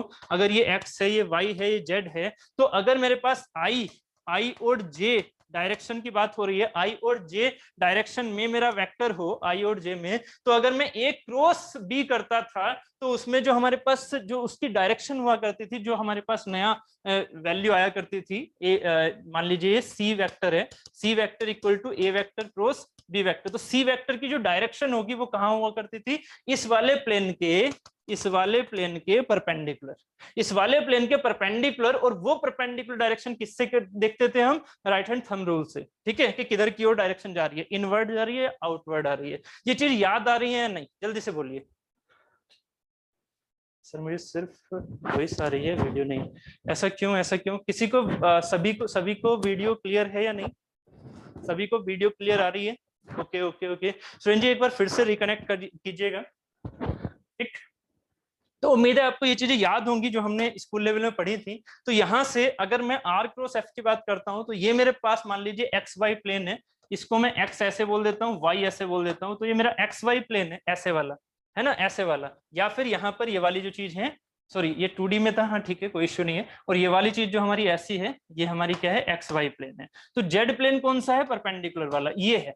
Z प्लेन कौन सा है, जो ये पिन की डायरेक्शन है, दिख रही है, पिन की डायरेक्शन मेरी जेड प्लेन है, मतलब इसमें जेड कौन सा होगा, इसके परपेंडिकुलर, है ना, इसके परपेंडिकुलर। तो यहां पर जो परपेंडिकुलर डायरेक्शन होगी that is the N cap, जिसे हम के कैप बोल देते थे, ठीक है। अगर आई जे में है तो के कैप बोलते थे, डायरेक्शन होती थी परपेंडिकुलर, ठीक है। तो यहां से जो आर क्रॉस एफ है और साइन थीटा है, तो साइन थीटा क्या है, साइन थीटा इन दोनों के बीच का एंगल, और साइन थीटा जो इन दोनों के बीच का एंगल है, तो हमें क्या करना होता है कि जो हमारे पास या तो एफ इंटू साइन थीटा लेके चल लो, फोर्स का कंपोनेंट, या फिर आर इंटू साइन थीटा, ये दोनों कॉन्सेप्ट आपके माइंड में होने चाहिए। या तो आर साइन थीटा लेके चल लो या फिर एफ साइन थीटा लेके चल लो, दोनों चीजों से ही क्या बन के आएगा, दोनों चीजों से ही उन दोनों के बीच की डिस्टेंस बन के आएगी, दोनों चीजों से उन दोनों के बीच की डिस्टेंस बन के आएगी, जो यहाँ पर ऐसे है। अगर मैंने रिएक्शन की बात कर दी तो मैंने ऐसे दिखा दिया, मैंने कॉम्पोनेंट ले लिया उस चीज का। जैसे कि यहाँ पर अगर मैं इस चीज को यहाँ पर ऐसे दिखा देता हूं आपसे कि ये चीज ऐसे है, ठीक है, ये पॉइंट यहाँ है, ठीक है, एक फोर्स ऐसे लग रहा है एफ, ठीक है। तो यहाँ पर इस एफ की जो लाइन ऑफ एक्शन है ऐसे जा रही है, तो या तो आप क्या करोगे, इन दोनों के और इन दोनों के बीच की डिस्टेंस आपको ये वाली, अगर आपको ये डिस्टेंस पता है, मान लीजिए ये डिस्टेंस यहाँ इन दोनों के बीच में डी है, तो आप क्या करोगे, एफ का रिजोल्यूशन ऐसे करोगे, ठीक है, एफ का जो रिजोल्यूशन है वो ऐसे करोगे, यहाँ पर ये जो एफ ऐसे जा रहा है इसका रिजोल्यूशन ऐसे करोगे, ठीक है। या फिर एक तो ये हो गया, एक तरीका ये हो गया कि एफ का रिजोल्यूशन इस डायरेक्शन में किया, मान लीजिए अगर ये थीटा है हमारे पास, तो ये क्या हो गया, एफ साइन थीटा, ठीक है, ये हो गया हमारे पास एफ साइन थीटा, ठीक है। तो F sine theta into D सीधा कर दिया, F sine theta into D सीधा कर दिया, ये हमारे पास कपल आ गया सी। ठीक है, ऐसे ही अगर हमारे पास ये वाली चीज ना है तो हम क्या करेंगे, R cos theta. R cos theta का मतलब ये वाली चीज क्या, कि हमारे पास एफ तो ये था, ये था, एफ को एफ की लाइन में ही रखो, इस वाली जो डी थी इस डी को इस लाइन में ऐसे ले आओ। ठीक है, इस डी को इस लाइन में ऐसे ले आओ, this is theta, this is 90 minus theta, so ये कितना हो गया, डी साइन थीटा।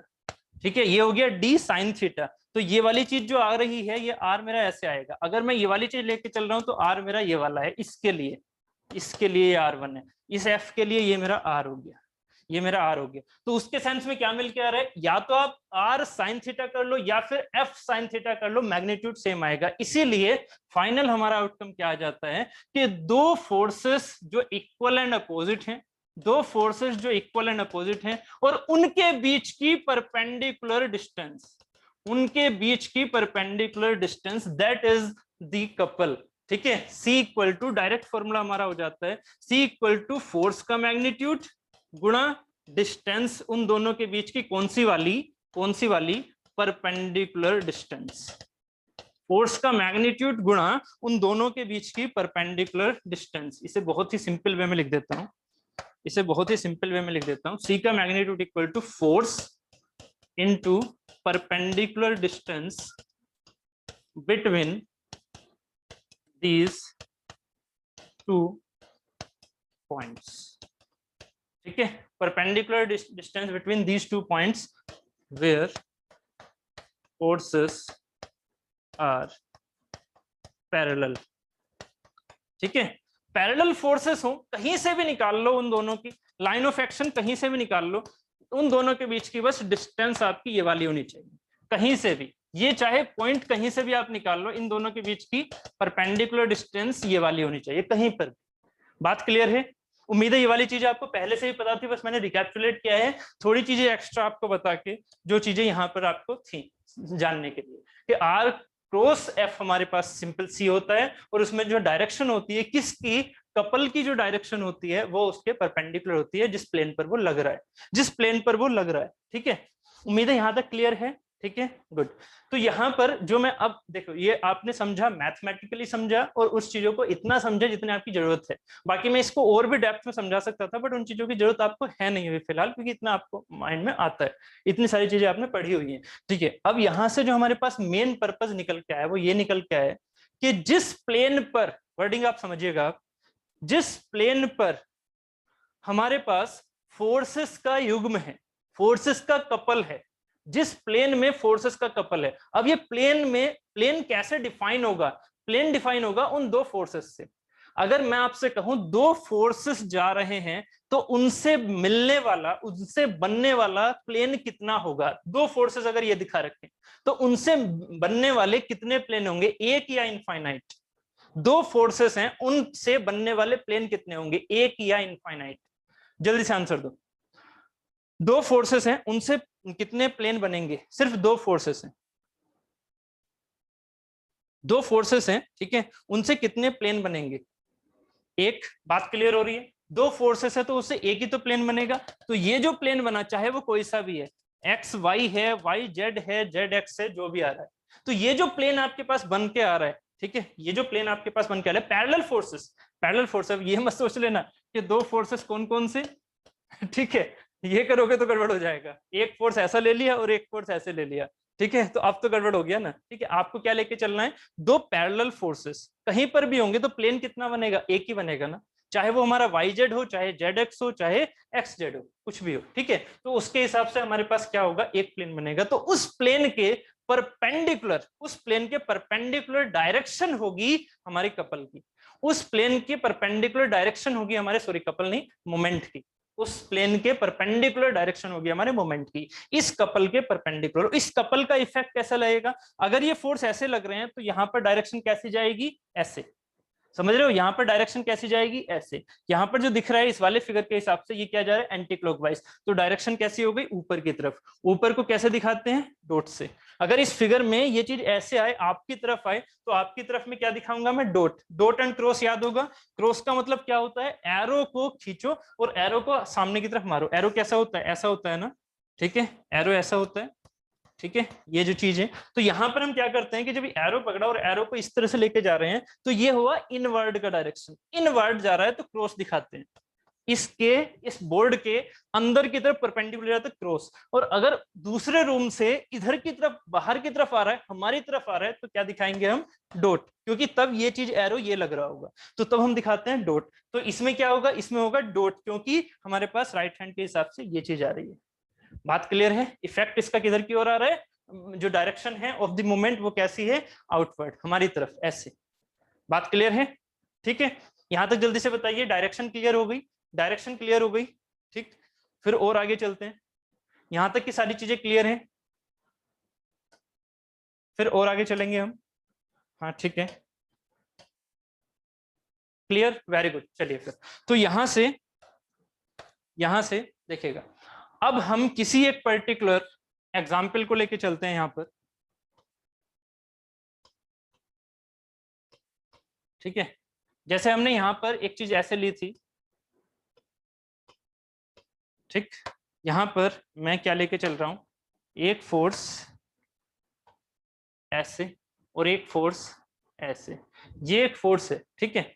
आपसे मैं एक चीज बोलना चाह रहा हूं यहां पर, अगर ये सिर्फ दो फोर्सेस काम कर रहे हैं, ये सिर्फ हमारे पास दो फोर्सेस काम कर रहे हैं, तो मोमेंट अबाउट ऐसे निकालते हैं ना, मोमेंट अबाउट, ठीक है। तो उस चीज को समझो जरा, मोमेंट अबाउट ए। अब ये ए पॉइंट कहाँ है, ये हमारे पास पूरी एक बीम है, पर्टिकुलर नॉर्मल सी एक बीम है हमारे पास, ठीक है। और इस बीम पर एक फोर्स लग रहा है, ये नीचे की तरफ, एक लग रहा है ऊपर की तरफ। ये पॉइंट है ए, ये पॉइंट है बी, और कहीं बीच में एक पॉइंट मैंने ले लिया, मान लीजिए सी, ये सेंटर वाला पॉइंट है सी। ये छोटा सा काम आपको भी करना है, कैलकुलेशन मेरे साथ आप भी करेंगे। टोटल लेंथ इन दोनों के बीच की है एल, ठीक है, इन दोनों के बीच की लेंथ है एल, और सी तक की लेंथ है इसकी Ly2। तो आपको अब यहाँ पर ये चीजें काम करनी है, क्या मैं बताता हूं आपको।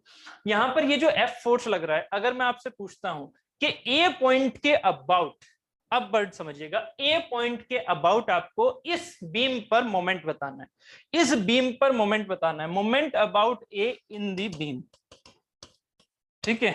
तो ये मुझे आप बताएंगे, तो कैसे बताएंगे, आपके माइंड में क्या चलना चाहिए, आपके माइंड में क्या चलना चाहिए, जो आपने ये पढ़ा था, क्या पढ़ा था, ये वाला पार्ट, ये वाला पार्ट, क्या करना है, उस पॉइंट को हिंज कर देना है अपने माइंड में, उस पॉइंट को अपने माइंड में हिंज कर देना है, ठीक है, पिन कनेक्शन में ले आना है उस पॉइंट को। तो ये जो हमारे पास ये फिगर है, इस फिगर में क्या करो, इस पॉइंट को यहां पर पिन कनेक्शन में ले आओ, पिन कनेक्शन में ले आए, ठीक है। अब क्या करोगे, इस एफ की वजह से क्या हो रहा होगा, उस पिन पर कोई इफेक्ट पड़ा, इस एफ की वजह से, क्योंकि एफ तो उसी पिन से निकल रहा है ना, एफ उसी पिन से निकल रहा है, इसका मतलब इस एफ की वजह से जो उसकी रिएक्शन आ रही होगी पिन की, वो क्या कपल बना रही होंगी, यस और नो, जल्दी बताओ।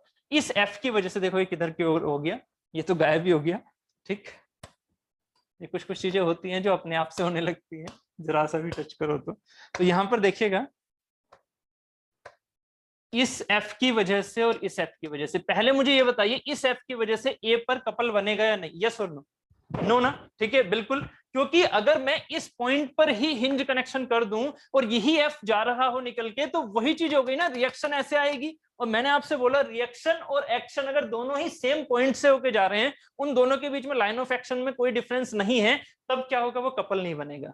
उम्मीद है यहां तक क्लियर हो गया, ठीक है। तो इस एफ का इफेक्ट तो ये देख लिया मैंने, R1 मान लो, और इस एफ का इफेक्ट क्या होगा, R2 मान लो। तो ये जो एफ ऐसे जा रहा है, तो इसके बराबर इधर की ओर लगेगा ना, R2। अब वही R2 एक्चुअल में क्या है, F है, वही R2 एक्चुअल में क्या है, F है, जो कि एक्सटर्नली आपने लगा रखा है। तो ये जो R2 या F, जो भी आप कहना चाह रहे हो, ये पिन कनेक्शन ऐसे हो गया। तो इस पर हमारे पास मोमेंट सिर्फ और सिर्फ किसकी वजह से आ रहा है, F की वजह से आ रहा है, तो F इंटू एल, सीधा हमारे पास मोमेंट क्या हो गया, F इंटू एल। कहां से आया, फोर्स दोनों पॉइंट के, ठीक है, पैरेलल हैं, तो दोनों को पहले पैरेलल बनाया, बन गए, दोनों पैरेलल फोर्स के बीच की जो परपेंडिकुलर डिस्टेंस है वो कितनी है, एल, सीधी लगा दी। तो ये हो गया मोमेंट अबाउट ए, कितना आ गया, एफ एल। अगर मैं आपसे पूछता हूं moment about be in the beam, जल्दी से आंसर दीजिए। अब बिल्कुल ऐसे ही सोच के जैसे मैंने सोचवाया आपको, बी पर बैठो, एफ की वजह से कुछ होगा नहीं, क्योंकि वो पॉइंट ऑफ एक्शन उसी से निकल के जा रहा है, एफ की वजह से कुछ नहीं है, किसकी वजह से, इस वाले एफ की वजह से, ये एफ ऐसे लेके जा रहा है, इसकी डायरेक्शन और बताओ जरा, इस वाले की डायरेक्शन, एफ इंटू एल, अगर ये ऐसे जा रहा है ऐसे जा रहा है, तो इस ए के अबाउट क्या है ये, इस ए के अबाउट है एंटी क्लॉकवाइज, इस ए के अबाउट है एंटी क्लॉकवाइज, एंटी क्लॉकवाइज, और इसकी डायरेक्शन क्या होगी मोमेंट की, इसकी मोमेंट की डायरेक्शन क्या होगी, सी अबाउट ए, डायरेक्शन क्या होगी, ऐसे अगर जा रहा है तो, ऐसे अगर जा रहा है तो इनवर्ड और आउटवर्ड, सॉरी आउटवर्ड और इनवर्ड, ठीक है, एंटी क्लॉकवाइज, आउटवर्ड और इनवर्ड, शुभम जी बिल्कुल सही, आउटवर्ड और इनवर्ड, जल्दी से आंसर दो, outward, very good, outward.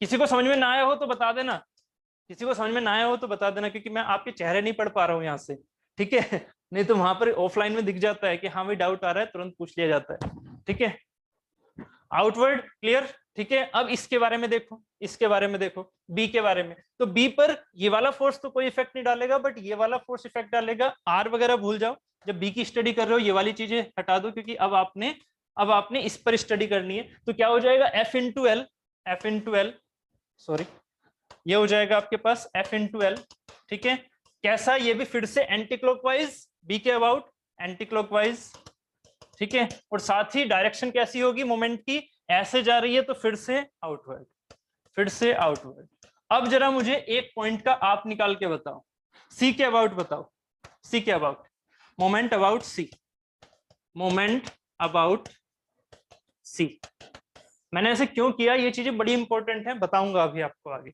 Moment about सी बताओ कितना हो जाएगा, मोमेंट अबाउट सी निकालो, same same same, okay Rishabh ji, आउट इन समझ में नहीं आया, ठीक है, तब तक आप सभी ये मोमेंट निकालो, सी के अबाउट सभी आंसर दो, तब तक ऋषभ जी आप इधर देखिएगा, यहाँ पर जो हम आउट और इन की बात कर रहे हैं, तो ये सोचना जरा, आपके पास ये बीम है, ठीक है, इस बीम पर आपने एक फोर्स ऐसे लगा रखा है, ऐसे, ठीक है, एक फोर्स ऐसे लगा रखा है, बट आपने क्या किया, पहले इसके अबाउट देख रहे हो, किसके अबाउट, इस वाले पॉइंट के, तो इस वाले पॉइंट पे ऐसे हिंज कर लो, दोनों हाथों से ऐसे कर लो, ये हो गया हिंज, ये फोर्स आपने ऐसे लगाया, तो रिएक्शन आप खुद ही दे रहे हो, रिएक्शन खुद दे रहे हो, मतलब वो जो एफ लगा रहे हैं वो यहाँ पर हिंज पर लगा रहे हो आप, तो जब ये एफ ऐसे लगा रहे हो, तो अब जरा सोचो, इस एफ की वजह से इन दोनों के बीच में कपल क्रिएट हो गया, आपने रिएक्शन लगाई ना, नहीं लगाओगे तो नीचे गिर जाएगा, तो आपने एक रिएक्शन लगाई, एक ये फोर्स आया, तो ये दो फोर्सेस पैरेलल हैं, अपोजिट हैं, दोनों के बीच में डिस्टेंस है डी हो गया। अब जरा जब ऐसे घुमाओगे तो ऐसे घूमेगा, ठीक है, इसके हिसाब से एंटी क्लॉकवाइज घुमाओ, ऐसे लगाओ, सॉरी ऐसे लगाओ तो ये ऐसे घूमेगा, ये एंटी क्लॉकवाइज घूम गया, ये जब एंटी क्लॉकवाइज घूमा तो आप अपने हाथ को ऐसे रखोगे, एंटी क्लॉकवाइज घुमाओगे, एंटी क्लॉकवाइज अगर घुमाओगे तो ये जो एरो है, ये वाला जो आपके पास थंब है, वो थंब किधर की ओर आ रहा है, इधर की ओर, इसका मतलब क्या होगा, इसका मतलब होगा कि एरो की डायरेक्शन यहां से दूसरे रूम से इधर की ओर निकल के जा रही है, तो क्या लगेगा, डॉट लगेगा, मतलब बाहर की ओर, आउटवर्ड। अगर ये चीज हमारी यहां तक समझ में आया, जल्दी से बताओ ऋषभ जी, यहां तक समझ में आया, फिर एक छोटा सा एग्जांपल अपोजिट वाला ले लूंगा, यहां तक क्लियर हुआ, ठीक है, जल्दी से रिप्लाई करो, नहीं हुआ है तो फिर से दूसरा एग्जांपल ले लेता हूं, एरो की डायरेक्शन से क्या होता है, एरो की डायरेक्शन से ये पता लगता है कि जो हमारे पास एंटी क्लॉकवाइज एंड क्लॉकवाइज, देखो ये एंटी क्लॉकवाइज एंड क्लॉकवाइज हमारे पास सेंस है, समझो इस चीज को, anti clockwise and clockwise sense है, इस चीज को भी चलो आपने पूछा है तो सभी को बता देता हूं, दीज आर दी सेंस, कि कैसे हमारा कपल का इफेक्ट लग रहा है, बट सी क्या है, सी इज दी वेक्टर क्वांटिटी, तो वेक्टर क्वांटिटी की डायरेक्शन होनी चाहिए या नहीं, इसका आंसर दो, वेक्टर क्वांटिटी की डायरेक्शन होनी चाहिए या नहीं, जो ये सेंस आ रहा है प्लेन का एंटी क्लॉकवाइज एंड क्लॉकवाइज में, जो मोमेंट का सेंस है, ठीक है, कि इसे एंटी क्लॉकवाइज घुमा रहा है या क्लॉकवाइज घुमा रहा है, तो वो चीजें जो हो रही हैं वो किसकी वजह से हो रही हैं, कपल के इफेक्ट की, जो कि है मोमेंट, और ये जो मोमेंट है उसकी डायरेक्शन क्या है, उसकी डायरेक्शन एंटी क्लॉकवाइज क्लॉकवाइज नहीं होती है, आप ना बहुत ज्यादा छोटी सी गलती करते हो, जो कि आप जनरली बोल देते हो, हमें ये पता होना चाहिए हम गलती क्या कर रहे हैं, उसको सुधारने की ज्यादा जरूरत नहीं है इंजीनियरिंग में, क्योंकि जो चल रहा है उसे चलने दो, मोमेंट हम बोलते हैं एंटी क्लॉकवाइज लग रहा है, क्लॉकवाइज लग रहा है, एक्चुअली मोमेंट की डायरेक्शन एंटी क्लॉकवाइज क्लॉकवाइज नहीं होती है, मोमेंट की डायरेक्शन क्या होती है, एन कैप, मोमेंट की डायरेक्शन होती है एन कैप, मतलब इस सी की डायरेक्शन एंटी क्लॉकवाइज क्लॉकवाइज नहीं होती है कभी भी, ये हम तो जनरली बोल देते हैं, इसलिए आपको याद रहता है सबको कि मोमेंट है, क्लॉकवाइज लग रहा है, एंटी क्लॉकवाइज ना, मोमेंट की एक्चुअल डायरेक्शन क्या है, इसके वेक्टर के हिसाब से, कि अगर एंटी क्लॉकवाइज सेंस आ रहा है, अगर एंटी क्लॉकवाइज सेंस आ रहा है तो डायरेक्शन है आउटवर्ड, है ना, के अगर एक्स वाई ये मान के चल रहे हो तो के वाला, ठीक है। और अगर हमारे पास ये क्लॉकवाइज है, सॉरी ये क्लॉकवाइज है, तो क्या है के अंदर वाली, मतलब माइनस जेड डायरेक्शन। अगर एक्स वाई प्लेन ये है तो माइनस जेड डायरेक्शन।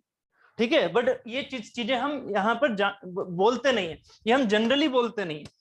आपको पता होनी चाहिए सही क्या है, और आपको ये पता होनी चाहिए चीजें होती क्या है ना। इसकी डायरेक्शन ये नहीं होती, सेंस नहीं होती इसकी डायरेक्शन। डायरेक्शन एक्चुअली इसकी के कैप होती है, यानी कि एन कैप होती है, एन कैप। उम्मीद है क्लियर हो गया है। ठीक है, सभी को ये वाला पॉइंट और क्लियर रहेगा अब। ठीक है, अगर किसी को ये डाउट था, ठीक है, जैसे कि ऋषभ जी ने पूछा है, ठीक है, तो अगर किसी और को भी डाउट हो रहा था कि सर सेंस लिख दिया तो फिर डायरेक्शन की जरूरत क्या है, डायरेक्शन की एक्चुअल में जरूरत थी एज ए इंजीनियर, बट हम सेंस को ही लेके चल लेते हैं, तो हमारे माइंड में यही चलता रहता है कि मोमेंट सिर्फ एंटी क्लॉकवाइज क्लॉकवाइज होते हैं। ऐसा नहीं है, वो मोमेंट के सेंस है। ठीक, चलो, मोमेंट अबाउट सी, आंसर निकल के आया सभी का। Moment about C, moment about C निकल के आया। मोमेंट अबाउट सी नहीं आया? मोमेंट अबाउट सी, जल्दी से आंसर दो। मोमेंट अबाउट सी आ गया, very good. F L, F L, F L, फिर से एफ एल ही आ रहा है ना? क्यों एफ एल आ रहा है, जरा जल्दी से, जिन्होंने नहीं किया है वो मेरे साथ जल्दी से देखो। एफ एल, देखो यहाँ पर हाथ रखो, अपने आप को यहाँ पर बैठा दो, यहाँ पर बैठाओ। अब क्या करो, एफ की वजह से इस पर देखो इफेक्ट, है ना, गलती मत करना। ये जो चीज है ये ए के अबाउट थी, अब इसका मतलब ये नहीं है कि ए के अबाउट में एफ ये वाला था, उसके बाद जब बी के अबाउट देखेंगे तो एफ गायब हो गया। कुछ गायब नहीं हो रहा, ये वही सिस्टम है। इस सिस्टम में अगर मैं सी के अबाउट देखूंगा तो ये मेरे अपने पॉइंट हैं जो मैं इमेजिन कर रहा हूं, तो इस सी के अबाउट में अभी ए पर भी लग रहा है, बी पर भी लग रहा है, तो सी के अबाउट में एफ को ऐसे देखोगे, एफ को ऐसे देखोगे, तो ये कैसे लेके जा रहा है इसे, ऐसे, मतलब एंटी क्लॉकवाइज। एंटी क्लॉकवाइज कितनी दूरी है, एफ इंटू एल लिखोगे क्या, गलती मत करना, एफ इंटू ये वाली चीज, क्योंकि मैंने आपको बताया ना इन दोनों के बीच की डिस्टेंस जरूरी नहीं है। आपके पास में माइंड में क्या होना चाहिए, जिस पॉइंट पर आप कंसीडर कर रहे हो उसके बीच की डिस्टेंस, जिस पॉइंट पर आप कंसीडर कर रहे हो उसके, उस पर जो रिएक्शन लग रही है, आपने क्या किया, आपने अपने आप को यहां पर हिंज कर लिया। हिंज मतलब एक पिन कनेक्शन कर लिया, तो पिन कनेक्शन करते ही तुरंत ही इस पर रिएक्शन आएगी आपके माइंड में। ये सारी की सारी चीजें क्या है, इमेजिनेशन। ये सारी की सारी चीजें इमेजिनेशन है, किया करो, किया करो। ठीक है, तो यहां पर क्या होगा कि ये एक पॉइंट ले लिया आपने, इस फोर्स की वजह से कुछ रिएक्शन आएगी, तो एफ है ना, रिएक्शन के बराबर होगा एफ, एफ इंटू में L by two, F into में एल वाई टू, कैसा डायरेक्शन है, एंटी क्लॉकवाइज। ये डायरेक्शन हो गई anti clockwise, F into L by two का एंटी क्लॉकवाइज अबाउट सी। एक तो हो गया ये। अब दूसरी चीज देखो, दूसरी चीज अभी एफ ये वाला बचा हुआ है, तो ये एफ कैसे जा रहा है, ये भी एंटी क्लॉकवाइज जा रहा है सी के अबाउट, तो ये एफ इंटू, क्योंकि यहाँ पर आर बराबर एफ आ गया होगा, तो ये एफ इंटू में इन दोनों के बीच की डिस्टेंस परपेंडिकुलर वाली, तो परपेंडिकुलर कितनी है, एल वाई टू, तो ये भी कैसा है, एंटी क्लॉकवाइज, तो F into L by two, ये भी क्या है, एंटी क्लॉकवाइज। अब जब आप मोमेंट को लिख रहे होते हो तो पहले एक साइन कन्वेंशन लिख लिया करो। साइन कन्वेंशन क्या है कि एंटी क्लॉकवाइज को आपने मान लीजिए पॉजिटिव मान लिया, एंड क्लॉकवाइज को आपने निगेटिव मान लिया, आपकी मर्जी है। आप इन चीजों को हर एक क्वेश्चन में चेंज भी कर सकते हो, कोई दिक्कत नहीं है। ठीक है, तो यहाँ पर अगर दोनों ही मैंने यहाँ पर एंटी क्लॉकवाइज पॉजिटिव माने हैं, तो ये भी पॉजिटिव हो गया और ये भी पॉजिटिव हो गया। नेट के लिए नेट मोमेंट एट सी के लिए ये चीज बन के आएगी कितनी, एफ इंटू एल। ठीक है, किस डायरेक्शन में, एंटी क्लॉकवाइज, किस डायरेक्शन में, एंटी क्लॉकवाइज। तो आपको यहां पर एक चीज देखने को मिली, ये चीजें मैंने क्यों बताया, ठीक है, सभी के आंसर आ गए, बहुत बढ़िया। ये चीज मैंने क्यों बताया, क्योंकि यहां से एक आउटकम मिलके आया है। अगर एक बॉडी हमारी इस सेंस में जा रही है, एक बॉडी हमारी अगर इस सेंस में जा रही है, तो उसका हर एक पॉइंट, चाहे उस पर कितने भी पॉइंट हो, ए बी सी डी, कितने भी, सबके सब पर कितना मोमेंट है, एफ इंटू एल का। सेंस क्या है, जो भी उनकी डायरेक्शन हो फोर्सेस की, ठीक है, जो भी उनकी डायरेक्शन है, सेंस आ गया वो। एफ इंटू एल हर एक पॉइंट पर है, हर एक पॉइंट पर क्या है हमारे पास, एफ इंटू एल का मोमेंट। ठीक है, तो ये चीज हमारी आउटकम के तौर पर याद रखिएगा, क्योंकि इसी चीज का यूज आगे होता है, इसी चीज का यूज आगे होता है। तो यहां से सेंस समझ में आ रहा है। अगर आपके पास एक पेन है, एक कुछ भी है आपके पास, और आपने क्या किया है, एफ फोर्स कहीं पर भी लगा दी, दो इक्वल एंड अपोजिट, तो हर एक पॉइंट पर कहीं पर भी टच कर लो, हर एक पॉइंट पर क्या होगा, एफ इंटू एल का मोमेंट होगा। मतलब ये बॉडी किस में जा रही है, समेशन एम इक्वल टू 0 में जा रही है क्या, आंसर दो, समेशन एम इक्वल टू 0 में जा रही है क्या, यस और no, summation m equal to 0 है इसमें, जल्दी बताओ, समेशन m इक्वल टू 0 है इसमें? यस मेगा गर्ग, और बताइए, और बताइए, यस जल्दी से, सिर्फ एक आंसर से काम नहीं चलेगा, ठीक है। ओके दीपक, यस, सभी दो, सिर्फ दो ही आंसर, जल्दी से आंसर दो यार। इस पूरी बॉडी में समेशन m इक्वल टू 0 है, इस पूरी बॉडी में समेशन m इक्वल टू 0 है, सिर्फ दो ही आंसर आए हैं मुझे। क्वेश्चन रिपीट करना है, क्वेश्चन ये है ऋषभ जी, यहाँ पर जो हमने एक बॉडी ये ली थी, यही एग्जांपल है, ये बॉडी ली है, इस बॉडी में समेशन m 0 है क्या? समेशन m मैंने कल समझाया था, समेशन का मतलब क्या होता है, समेशन इज द नेट, तो नेट m इसमें 0 है क्या? नेट m इसमें 0 है क्या? यस यस यस, चलो बहुत अच्छी बात है, इसीलिए क्वेश्चन हमें करते रहना चाहिए, जिससे कि आप क्या ये समझ में आ जाता है कि आप कितना सीख पा रहे हो, या कितना आप कहीं एक ऐसे पॉइंट पर जाके फंस तो नहीं गए हो जब आप आंसर इस तरह से देते हो। तो जरा ध्यान से समझो, ध्यान से समझो, कल मैंने क्या बोला था आपसे कि हमारे लिए स्टैटिक अवस्था में, और उम्मीद है आप यहां से आंसर भी खुद से याद कर लोगे, स्टैटिक अवस्था में समेशन fx 0 होता है, समेशन fy 0 होता है, summation m about any point 0 होता है। Summation m about any point, कहीं पर भी कोई सा भी पॉइंट ले लें उस पूरी बीम पर, तो मोमेंट हमारा क्या होना चाहिए, किसी भी पॉइंट पर, सिर्फ एक पॉइंट पर नहीं, सारे पॉइंट पर 0 होना चाहिए। जिस पॉइंट के अबाउट भी ले रहे हो ना, तो अगर मैं इनफाइनाइट पॉइंट ले लूं और इनफाइनाइट पॉइंट की स्टडी ऐसे ही करूं जैसे अभी 3 की थी, तो ऐसे ही इनफाइनाइट पॉइंट की स्टडी करूंगा, तो हर एक पॉइंट पर summation m at particular that point क्या आना चाहिए, 0 आना चाहिए, वो इनफाइनाइट पॉइंट्स के लिए। अगर वो ऐसा आ रहा है हर एक पॉइंट के लिए समेशन m 0, तो हमारे पास क्या है, वो बॉडी स्टैटिक अवस्था में, तो बॉडी स्टैटिक में है, मतलब नेट इक्विलिब्रियम में है। यहां इस बॉडी के बारे में बताओ, क्या ये नेट इक्विलिब्रियम में है? यहां समेशन fx क्या है, इस वाले फिगर को ही देख लो, वो मैंने बहुत सारे पॉइंट लेके दिखा रखे हैं, फिगर वही है, सेम है, ठीक है। समेशन यहां पर fx बताओ क्या है, 0 है। यहां पर इस पॉइंट का जरा मीनिंग समझो, fx का मीनिंग क्या होता है, सिर्फ और सिर्फ डायरेक्शन की बात होती है, लाइन ऑफ एक्शन की बात नहीं होती है, तो सॉरी पॉइंट ऑफ एक्शन की बात नहीं होती है, पॉइंट ऑफ एप्लीकेशन की। तो यहां पर x डायरेक्शन की बात है, x डायरेक्शन में फोर्स है क्या, नहीं है, इसका मतलब फोर्स तो 0 है ही, तो समेशन m 0 हो गया, समेशन f 0 हो गया, ठीक है। Summation f at y direction, at y direction, point of application की बात की इसमें नहीं, कहां से फोर्स जा रहा है उसकी बात हुई नहीं, सिर्फ और सिर्फ किसकी बात हो रही है, डायरेक्शन की। कितने फोर्स लग रहे हैं, कितने, सिर्फ 2 फोर्स लग रहे हैं, कौन कौन से, एक ये और एक ये, तो 2 फोर्सेस जो लग रहे हैं वो डायरेक्शन कौन सी है, y लेके चल रहे हैं, एक पॉजिटिव y है तो एक निगेटिव y है, इस डायरेक्शन को पॉजिटिव मान लिया, इस डायरेक्शन को निगेटिव मान लिया, तो एक फोर्स है नीचे की तरफ पॉजिटिव में, एक फोर्स है ऊपर की तरफ निगेटिव में, तो दोनों का आंसर क्या आ गया, 0। इसका मतलब ये बॉडी अभी भी समेशन fy में 0 पर है, बट क्या ये हमारी नेट इक्विलिब्रियम में है, उसके लिए एक चीज और देखनी है, समेशन m। तो अब मैं आपसे जो बोल रहा हूं कि समेशन m अकेला ऐसे ही नहीं लिखा रहता है, समेशन m का जो मीनिंग है वो समझ के चलो, summation m eight every point, at any point, जो भी आपको समझ में आ रहा है, एट एवरी पॉइंट और at any point, summation m eight every point, ठीक है, या फिर जिसे हम जनरली बोल देते हैं एट एनी पॉइंट, ठीक है, at any point should be 0, अगर ये 0 है तभी ये इक्विलिब्रियम में होगा, ठीक है। तो यहां पर अब जरा चेक करो,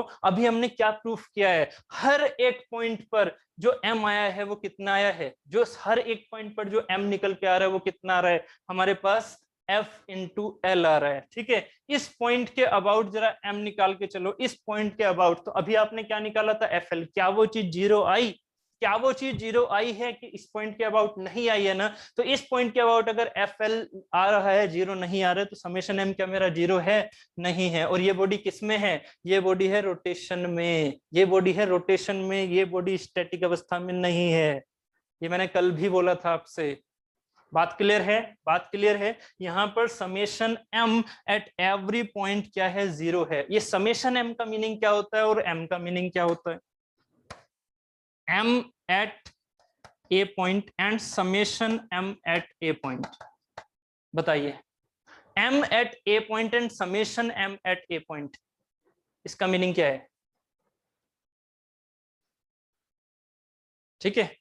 एक ये भी कंफ्यूजन रहता है। चलो मैं आपको इस कंफ्यूजन में अभी नहीं लेके चलता हूँ, इसको मैं एसएफडी बीएमडी में लेके चलूंगा, या फिर जहां अभी जरूरत पड़ेगी वहां समझाऊंगा। M at A and summation M at A, अभी आगे जरूरत पड़ेगी इसकी, है ना, तो आगे ही बताऊंगा, अभी यहाँ नहीं बता रहा।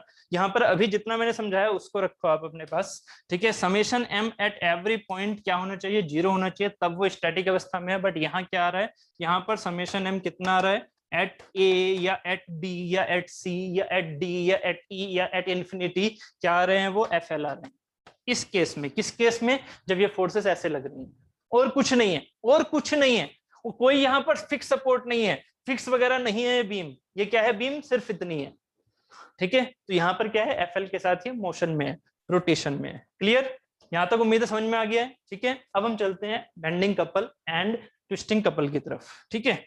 यहाँ पर सबसे पहले आपके पास अब समझ में आ चुका है आपको मोमेंट क्या है, आपको ये समझ में आ चुका है मोमेंट क्या है। मोमेंट क्या है, दो फोर्सेस इक्वल एंड अपोजिट जो इस पर इफेक्ट लगा रहे हैं, दैट इज द मोमेंट, जो इस पर इफेक्ट लगा रहे हैं दैट इज द मोमेंट।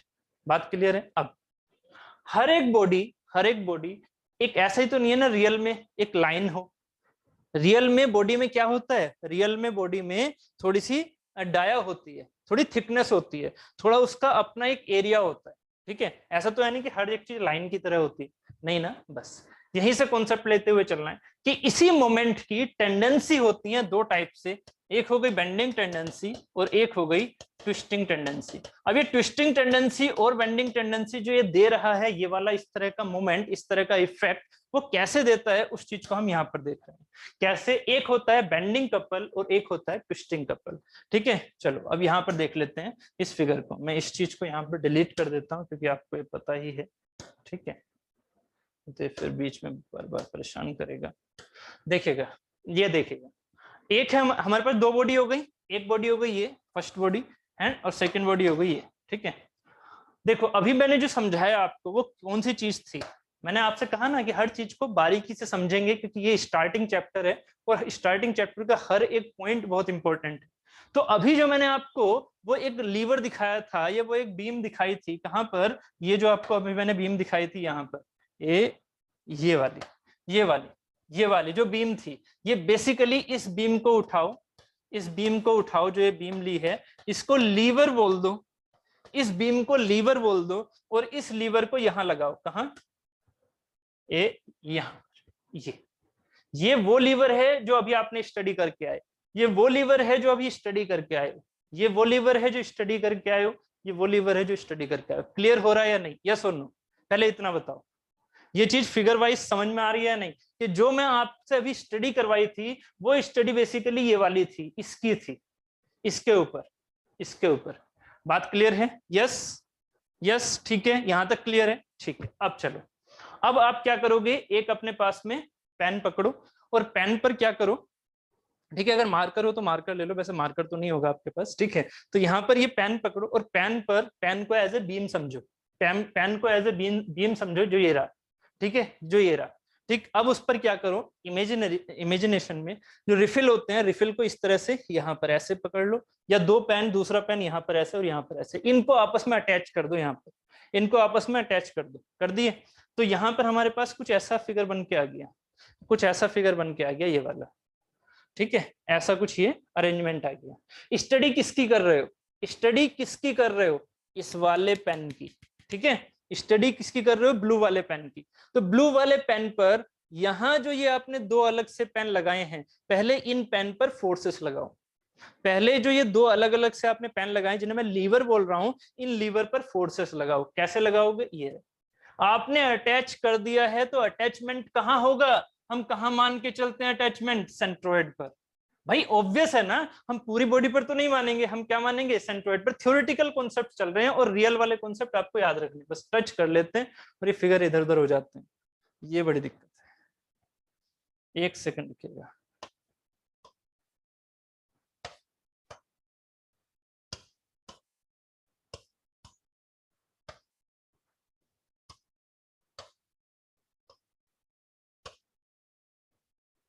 ठीक है, चलो, ठीक। तो हाँ, बात कर रहे थे हम यहाँ, ये तो ये हमारे पास लीवर हो गए, तो ये मैंने लीवर लगा दिया, क्या तो हो रहा है अभी, रुको एक सेकंड। ये मैंने एक लीवर लगा दिया यहाँ पर, ठीक है, ये भी आपके पास एक लीवर हो गया जो इसके ऊपर अटैच कर दिया। अब इस लीवर पर, मतलब अब इस वाले पेन पर जो आपने इधर की तरफ लगाया था, ये इस पेन पर इधर की ओर फोर्स लगाना, देखो जरा ध्यान से, इस पर ऐसे फोर्स लगाओ, इस वाले पेन पर ऐसे, ठीक है, एक फोर्स हो गई ये, और एक फोर्स लगाओ यहाँ पर ऐसे, इस वाली फोर्स के पैरेलल फोर्स यहाँ लगाओ, कहाँ हो गई वो, ये हो गई, इस वाली फोर्स के एक पैरेलल फोर्स यहाँ लगाओ, ये हो गई, ये भी एफ, ये भी एफ, यहां इस सेंटर से ये भी डिस्टेंस Ly2 मान लो, ये भी डिस्टेंस Ly2 मान लो, यहां तक की, ठीक है। तो ये हो गया एफ, ये हो गया एफ, दोनों के बीच की डिस्टेंस कितनी है, एल, ठीक है। तो यहां पर जो लीवर पर कपल बन रहा है या नहीं बन रहा है, पहले मुझे ये छोटे छोटे आंसर दो, लीवर पर कपल क्रिएट हो रहा है या नहीं हो रहा है, कपल, जल्दी से बताओ, यस और नो, लीवर पर कपल क्रिएट हो रहा है, यस, वेरी गुड। अगर लीवर पर कपल क्रिएट हो रहा है तो वो इफेक्ट देगा मोमेंट का या नहीं, वो इफेक्ट देगा मोमेंट का, यस, वो मोमेंट का इफेक्ट देगा, बट वो जो मोमेंट का इफेक्ट है, वो जो मोमेंट का इफेक्ट है वो इस बीम पर क्या करेगा, वो बेंडिंग टेंडेंसी लेके आएगा या ट्विस्टिंग टेंडेंसी लेके आएगा, वो हमें चेक करना होता है, वो हमें चेक करना होता है, that is the bending couple and twisting couple, तब उसे हम bending couple and twisting couple बोलते हैं, ठीक है। तो यहां पर ये जो कपल यहां पर बन के आ रहा है, दैट इज द, यहां पर ये सीधा मोमेंट लेके आ रहा है, मोमेंट लेके आया, तो इस मोमेंट को, अब क्योंकि ये जो बार है अगर ये सौम्य है तो सौम्य होनी चाहिए क्या, नेट इक्विलिब्रियम में, समझिएगा, सौम्य होनी चाहिए नेट इक्विलिब्रियम में। देखो अभी है इफेक्ट, अगर मैं आपसे कहूं कि ये सिर्फ और सिर्फ इतना ही है, ये सिर्फ और सिर्फ इतना ही है, सिर्फ और सिर्फ इतना, तो जरा सोचिएगा, ये सौम्य नहीं है अभी, ऐसा सोच के चलो, ये यहां पर ये बार हो गई, ये लीवर लगा दिया, इस लीवर पर एक फोर्स ऐसे, एक फोर्स ऐसे, जरा इसे घुमाओ, जरा इस पर फोर्सेस लगाओ, तो क्या होगा, ये ऐसे घूमना शुरू, क्या ये सौम्य है, क्या ये सौम्य है, बताओ, क्या ये सौम्य है, अगर इस पर और कुछ नहीं लगा रखा, सिर्फ और सिर्फ एफ और एफ लगा रखे हैं, और यहाँ इसे अटैच कर रखा है, लीवर भी है, बट ये सब वेटलेस है, बताइए सौम्य है या नहीं है, यस और नो, नहीं, क्यों, क्योंकि यहां पर समेशन एम हर एक पॉइंट पर जीरो नहीं है, समेशन एम हर एक पॉइंट पर जीरो नहीं है, क्योंकि यहां पर जो मोमेंट जा रहा है वही इस पर भी मोमेंट की तरह ये रोटेट करने लग रहा है, और जब ये रोटेट करने लग रहा है तो क्या इसमें स्ट्रेसेस हैं, नहीं है कि नहीं, बात समझ में आ रही है। सोम कहां आया, सोम तब आया जब आपने इस कपल के अपोजिट दूसरा कपल लगाया, फोर्स नहीं, अब ध्यान से समझो कि यहां पर फोर्सेस की तो बात आती है जब फोर्सेस लग रहे होते हैं बीम पर, जब बीम पर फोर्सेस लग रहे होते हैं तब फोर्सेस को अपोजिट बोलते हैं, कि ये फोर्स ऐसे लग रहा है तो सर जी एफ ऐसे लगा दो, तब जाके ये हमारी स्ट्रेस के अंदर आएगी, ये तब डिफॉर्म होगी, है ना।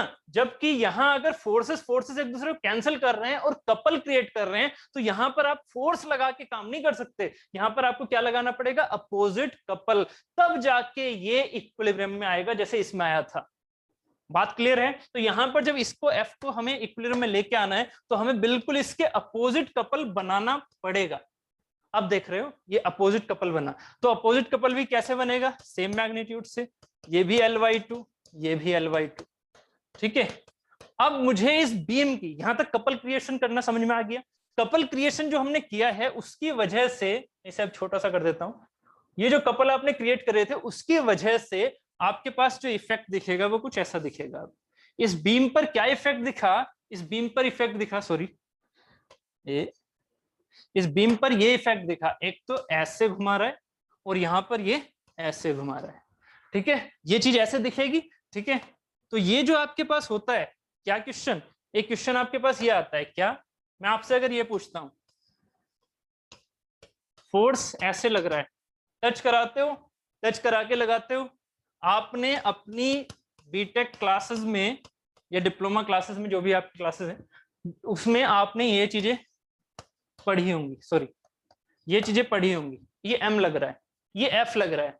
अगर मैं आपसे पूछता हूं ये एम लग रहा है तो ये एम कैसे लग रहा है, ये क्या हवा में लग रहा है, एफ तो आप दिखा सकते हो एफ लग रहा है, एम हवा में लग रहा है क्या, जल्दी से बताओ, एम कैसे लग रहा है, एम क्या हवा में लगता है, ऐसे एक पॉइंट मोमेंट आपने लगाते हुए देखा है ना, एग्जाम्पल्स में ऐसे आपने एम जरूर लगाए थे जब सॉम पढ़ी थी, ऐसे करके कि पॉइंट मोमेंट लग रहा है, ये पॉइंट मोमेंट क्या हवा में लग रहा है, नहीं, ठीक है, नहीं, कैसे लग रहा है, ये कैसे लग रहा है, ये इसे हम प्योर मोमेंट बोलेंगे, अभी बोलेंगे प्योर मोमेंट। प्योर मोमेंट का मीनिंग आपको समझ में आएगा लो ऑफ ट्रांसमिसिबिलिटी के बाद, कि इस पॉइंट मोमेंट को हम प्योर मोमेंट भी बोल देंगे। अभी क्या है, ये पॉइंट मोमेंट है।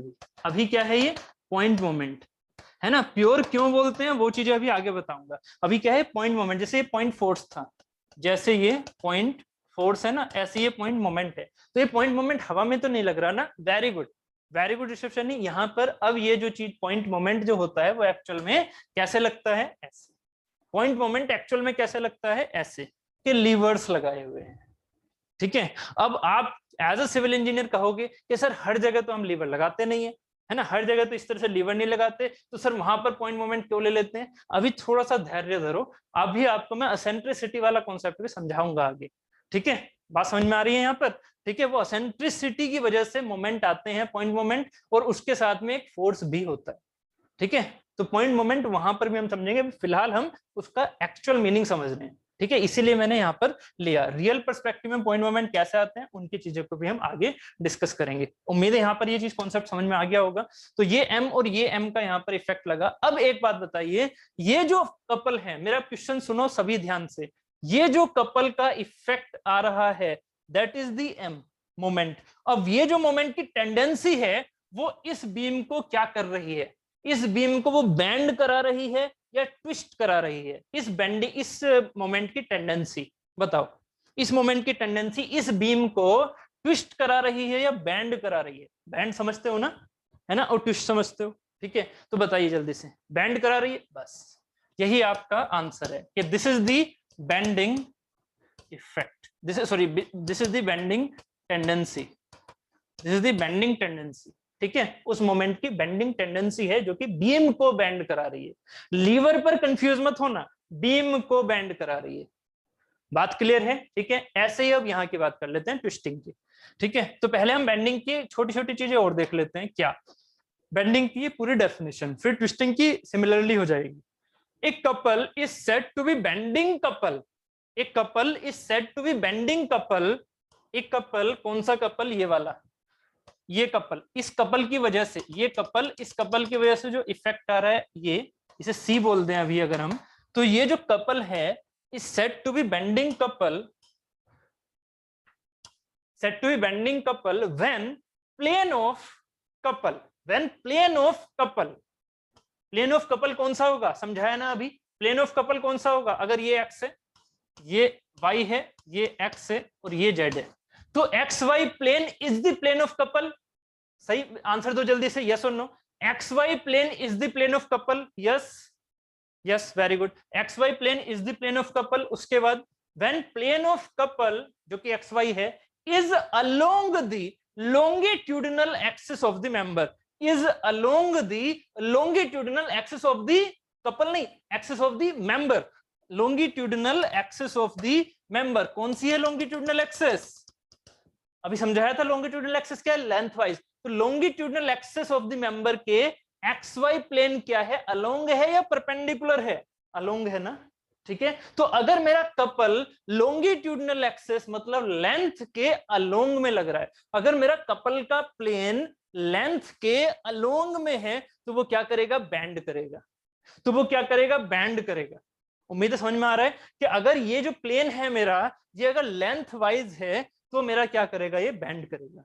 बात क्लियर है। ठीक, उसके बाद दूसरा या और, when plane of couple is perpendicular to the plane of cross section, when plane of couple ये रहा, ठीक है, is perpendicular to the plane of cross section, किसके plane of cross section के, मेंबर के।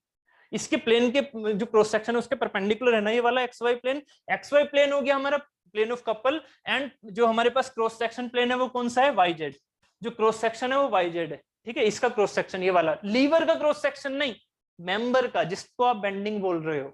बात क्लियर है। Third when it is acting about, याद रखिएगा, when it is acting about the centroidal axis which is in plane of cross section, when it is acting, इसमें थोड़ी सी confusion होती है, याद रखिएगा इस वाले पॉइंट को, when it is acting about the centroidal axis which is in plane of cross section। centroidal axis कितनी, इनफाइनाइट वाली नहीं, अपने माइंड में क्या चलनी चाहिए अब, 3, मैंने काफी बार बता दिया, 1 2 3, ठीक है, तो कौन सी वाली है जो इन प्लेन है, इन प्लेन ऑफ क्रॉस सेक्शन कौन कौन सी है?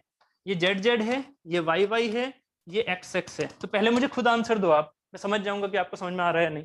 ये बताइए इन प्लेन क्रॉस सेक्शन कौन सी वाली सेंट्रोइडल एक्सेस होती हैं? इन प्लेन क्रॉस सेक्शन मतलब प्लेन वाले क्रॉस सेक्शन वाले प्लेन में सेंट्रोइडल एक्सेस कौन कौन सी है? जल्दी से आंसर दो, कौन कौन सी है सेंट्रोइडल एक्सेस क्रॉस सेक्शन वाले प्लेन में? क्रॉस सेक्शन वाले प्लेन में centroidal axes, centroidal axes cross section वाले प्लेन में कौन कौन सी है? ठीक है, अभी मुझे दो आंसर सही आए हैं। ठीक है, दो आंसर सही आए हैं। ठीक है, शुभम वर्मा एंड ऋषभ सैनी। यार ये ऐसे कैसे कह दिया आपने? प्लेन के, सोचो जरा, शुभम वर्मा एंड ऋषभ सैनी जरा सोचो कि प्लेन के कौन सा वाला प्लेन? क्रॉस सेक्शन वाला प्लेन। क्रॉस सेक्शन वाले प्लेन के उसमें कौन सी सेंट्रोइडल एक्सिस लाई कर रही है? एक्स एक्स लाई कर रही है क्या? यार एक्स एक्स तो उसके परपेंडिकुलर है ना भाई, ऐसे कैसे बोल रहे हो? एक्स एक्स तो उसके परपेंडिकुलर है ना, उस वाले प्लेन के। कौन सा वाला प्लेन है वो? Cross section plane. तो एक्स एक्स तो परपेंडिकुलर है। वाई और जेड मतलब वाई वाई और जेड जेड उस प्लेन पर है ना, वाई वाई और जेड जेड उस प्लेन पर है ना। देखो ये वाला प्लेन, इस प्लेन पर कौन सी सेंट्रोइडल एक्सिस लाई कर रही है? एक तो जेड जेड लाई कर रही है, एक वाई वाई लाई कर रही है। बात क्लियर है? आप क्लियर हो गया शुभम? Very good. ठीक है, ऋषभ सैनी क्लियर हुआ या नहीं हुआ जल्दी से बताओ। ठीक है, बाकी सभी के आंसर बिल्कुल परफेक्ट है, सही। ठीक है, तो यहाँ पर जो हमारे पास Y Y and Z Z bending जो सॉरी सेंट्रोइडल एक्सिस हैं, उन सेंट्रोइडल एक्सिस से रिलेट करते हुए इसकी डेफिनेशन समझो। व्हेन इट इज एक्टिंग, क्या acting? Couple. When it is acting about the centroidal axis which is in plane of cross section. मैंने आपसे क्या बोला? कपल की डायरेक्शन क्या होती है? कपल की डायरेक्शन क्या होती है? एंटी क्लॉकवाइज, क्लॉकवाइज नहीं। कपल की डायरेक्शन क्या है? कपल की डायरेक्शन मतलब मोमेंट ही हो गया ना, ऑब्वियस है कि कपल के इफेक्ट को ही तो हम हर जगह बोलते हैं मोमेंट को। तो मोमेंट की डायरेक्शन क्या है? मोमेंट की डायरेक्शन है परपेंडिकुलर टू दी प्लेन जिसमें वो काम कर रही है। क्या काम कर रही है? कपल काम कर रही है। तो perpendicular to the plane of couple, perpendicular to the plane of couple. ठीक है, तो perpendicular to the plane of couple, plane of couple कौन सा है मेरा? X Y. Plane of couple कौन सा है मेरा? X Y. ये वाला प्लेन ऑफ कपल है, इसके परपेंडिकुलर कौन सी आएगी? ये वाली डायरेक्शन। अब ये वाली डायरेक्शन कौन सी है? इस वाले फिगर के हिसाब से ये डायरेक्शन है जेड, ये डायरेक्शन है जेड। बात क्लियर है? तो इसमें जो मोमेंट की डायरेक्शन है, जो बेंडिंग मोमेंट की डायरेक्शन है, वो किधर की ओर है? जेड की, जेड की तरफ। अब ये जो जेड है वो देखो, इसके सेंट्रोइडल एक्सिस कौन सी वाली है? जेड सेंट्रोइडल एक्सिस, ये जो कि इस क्रॉस सेक्शन के पैरेलल है, जो कि इस क्रॉस सेक्शन के पैरेलल है। ठीक है, तो इसमें जो जेड वाली एक्सिस है, जो इसमें जेड वाली एक्सिस है, उससे जा रही है हमारी बेंडिंग मोमेंट की डायरेक्शन, उससे जा रही है हमारी बेंडिंग मोमेंट की डायरेक्शन जो जेड है। बात क्लियर है? समझ में आ रहा है? ठीक है, यहाँ पर ये चीज हमारी ऐसे जा रही है, यहाँ पर ये चीज हमारी ऐसे जा रही है। तो ये जेड डायरेक्शन में हमारी मोमेंट्स जा रहे हैं, जेड डायरेक्शन में। और नेट क्या हो रहा है? नेट हमारे पास मोमेंट हो रहा है जीरो। नेट मोमेंट क्या हो रहा है? जीरो, क्योंकि ये जो चीज है ये ऐसे जा रही है तो इनवर्ड जा रही है, ये जो चीज है ये ऐसे आ रही है तो आउटवर्ड आ रही है। तो दोनों एक दूसरे को क्या कर रहे हैं? कैंसिल। तभी तो नेट मोमेंट क्या हो रहा है यहाँ पर? जीरो, हर एक पॉइंट पर। नेट मोमेंट, नेट की बात कर रहा हूं, उस पॉइंट पर मोमेंट की बात नहीं कर रहा। मैंने अभी आपसे बोला था ना, एक होता है नेट मोमेंट और एक होता है मोमेंट एट दैट पॉइंट। अभी उसके बारे में भी आगे बताऊंगा, पहले यहां तक समझो। बेंडिंग मोमेंट समझ में आ गया? सभी बताओ, कोई भी डाउट है किसी भी तरह का तो बताओ। बिल्कुल ऋतिक राठौर, ठीक। जल्दी से बताइए, कोई भी डाउट है यहाँ तक बेंडिंग मोमेंट में, बेंडिंग कपल में? कोई भी दिक्कत हो तो बताओ, फिर हम ट्विस्टिंग मोमेंट की तरफ चलते हैं जिससे कि सारी चीजों का रिकैप्चुलेशन हो जाएगा। क्लियर? Very good. ठीक है, तो अब मैं चलता हूं ट्विस्टिंग मोमेंट की तरफ। ट्विस्टिंग मोमेंट में कपल लगते हैं ऐसे, फोर्सेस लगते हैं ऐसे। देखो यहां पर क्या हो रहा है ट्विस्टिंग मोमेंट में? ट्विस्टिंग मोमेंट में मैंने लीवर वही लगा रखी है, बस इस लीवर पर जो ये फोर्सेस लगे हो रहे हैं ये इस वाले प्लेन में है। किस वाले प्लेन में? ऐसे। ठीक है, दिख रहा है कुछ? ऐसे वाला प्लेन, ये दो प्लेन है ऐसे। ठीक है, जबकि ये वाली चीज जो बीम जा रही है वो जा रही है ऐसे। बीम ऐसे है, ठीक है, बीम ऐसे है और दो प्लेन, एक प्लेन ये रहा, एक प्लेन ये रहा। इस प्लेन में ये कपल है, ये वाला कपल। ठीक है, दिख रहा है? तो यहां पर ये फोर्स ऐसे लगा दिया, ये फोर्स ऐसे लगा दिया, इन दोनों के बीच की डिस्टेंस वही सेम कर लो फिर से यहाँ से Ly2 एंड Ly2। तो इन दोनों में जो मोमेंट है वो कितना आ गया है F इंटू एल का, जो मोमेंट है वो आ गया F इंटू एल का, इसे C बोल देता हूँ। ठीक है, तो यहाँ जो ये C है वो यहाँ पर क्या टेंडेंसी लेके चल रहा है इस बीम के लिए, ये दोनों चीजों के लिए करो आप। ठीक है, मैंने ऐसा लिख दिया एक साइड, तो इसका मतलब ये नहीं है कि इधर की तरफ गायब हो गया, इधर की तरफ भी सेम चीजें लग रही हैं। ठीक है, यहां पर भी एक C काम कर रहा है F इंटू एल का। अब ये CM है ये CT है, वो आप बताओगे कि ये हमारे पास ट्विस्टिंग कर रहा है या फिर बेंडिंग कर रहा है, बताओ।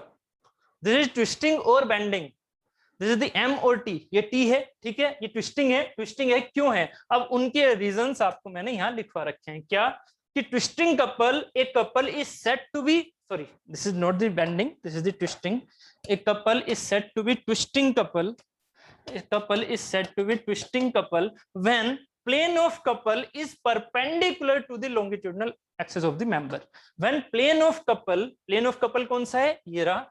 ठीक है, plane of couple यही वाले तो है ना, plane of couple जो कि मेरे YZ plane है, YZ plane of couple is perpendicular to the longitudinal axis of the member। बात बिल्कुल सही है ना। तो यही चीज आपको लेके चलनी है जब भी हमारे पास लॉन्गिट्यूडनल मतलब लेंथ वाइज के अगर मेरे कपल के प्लेन, ठीक है, कपल के प्लेन अगर लॉन्गिट्यूडनल एक्सिस के परपेंडिकुलर हैं तो वो मेरा ट्विस्टिंग मोमेंट होता है।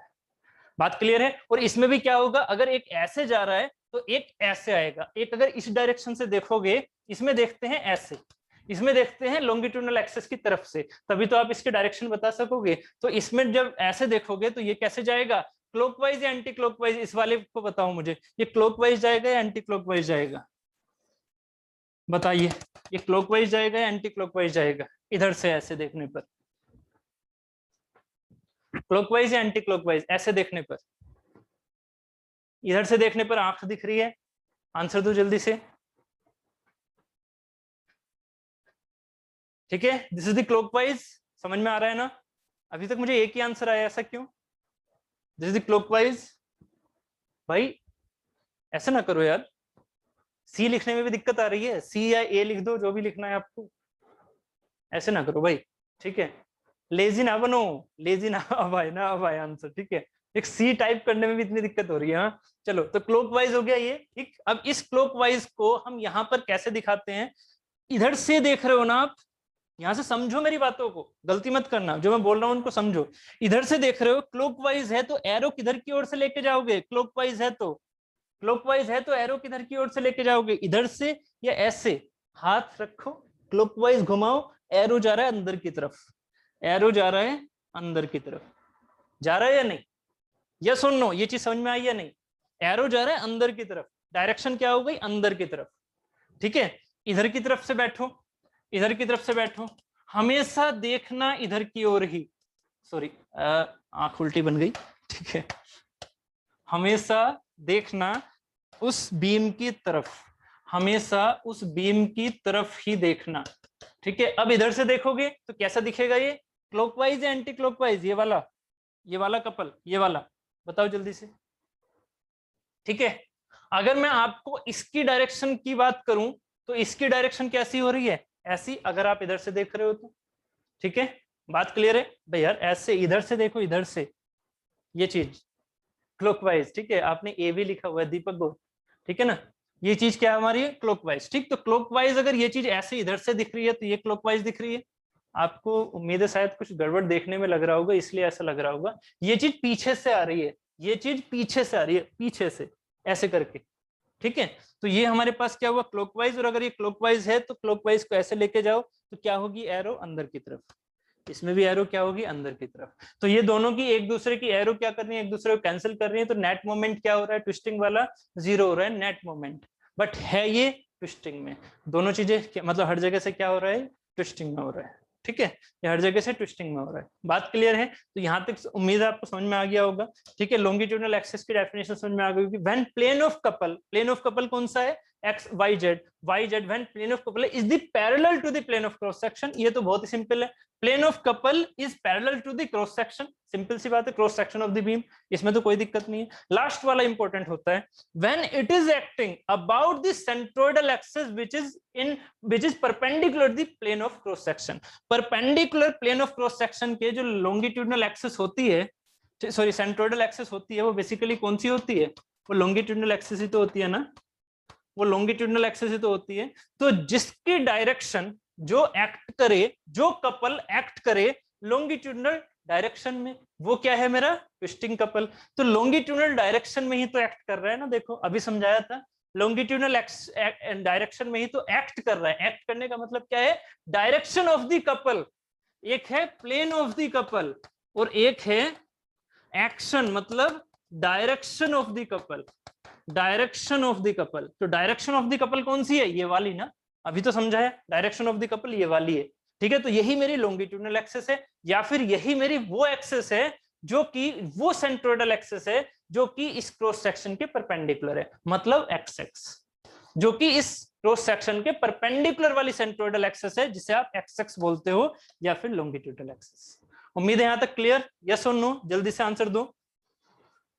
बार बार यस और नो पूछने का मेरा यही होता है कि आप बोर ना हो जाओ, कुछ टाइप भी करते रहो, ठीक है।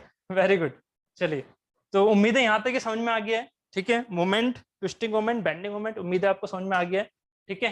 अब चलते हैं हम लॉ ऑफ ट्रांसमिसिबिलिटी की तरफ, लॉ ऑफ ट्रांसमिसिबिलिटी की तरफ, ठीक है। यहां तक उम्मीद है आपको क्लियर हो गया है। लॉ ऑफ ट्रांसमिसिबिलिटी करने के बाद फिर हम आएंगे क्वेश्चन की तरफ, ठीक है। तो लॉ ऑफ ट्रांसमिसिबिलिटी बहुत छोटा है, आपको पता भी है, कुछ चीजें हैं जो मुझे ऐड करनी है। अगर मैं आपसे कहूं कि ये चीजें आपने पढ़ी हैं तो आप सब कहोगे कि सर ये तो 8th क्लास से पढ़ते आ रहे हैं, ठीक है। बट जो मैं चीज पूछूंगा वो और बताना, ठीक है। 8th क्लास से पढ़ते तो आ रहे हो।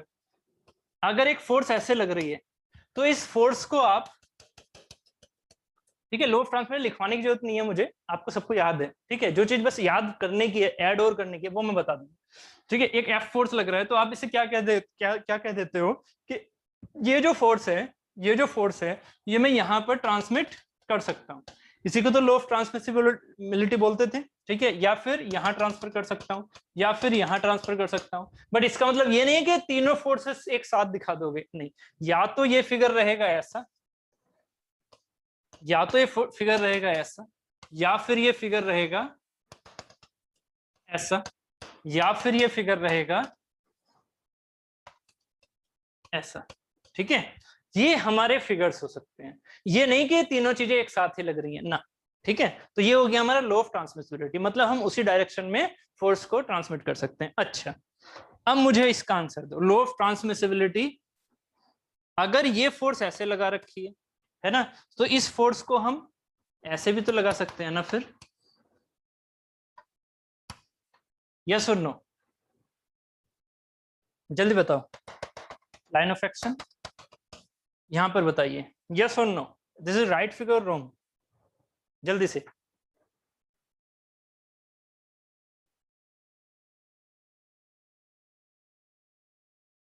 Yes yes, okay, yes yes, तभी तो कह रहा हूं कि लॉ ऑफ ट्रांसमिसिबिलिटी जो आपने 8th में पढ़ा था वो 8th के हिसाब से था, इंजीनियरिंग के हिसाब से आपने एक छोटी सी चीज इसकी छोड़ देती, ठीक है। यस यस, सबका यस ही आ रहा है ना। चलो अब एक छोटे सा कॉन्सेप्ट पूछूं आपसे।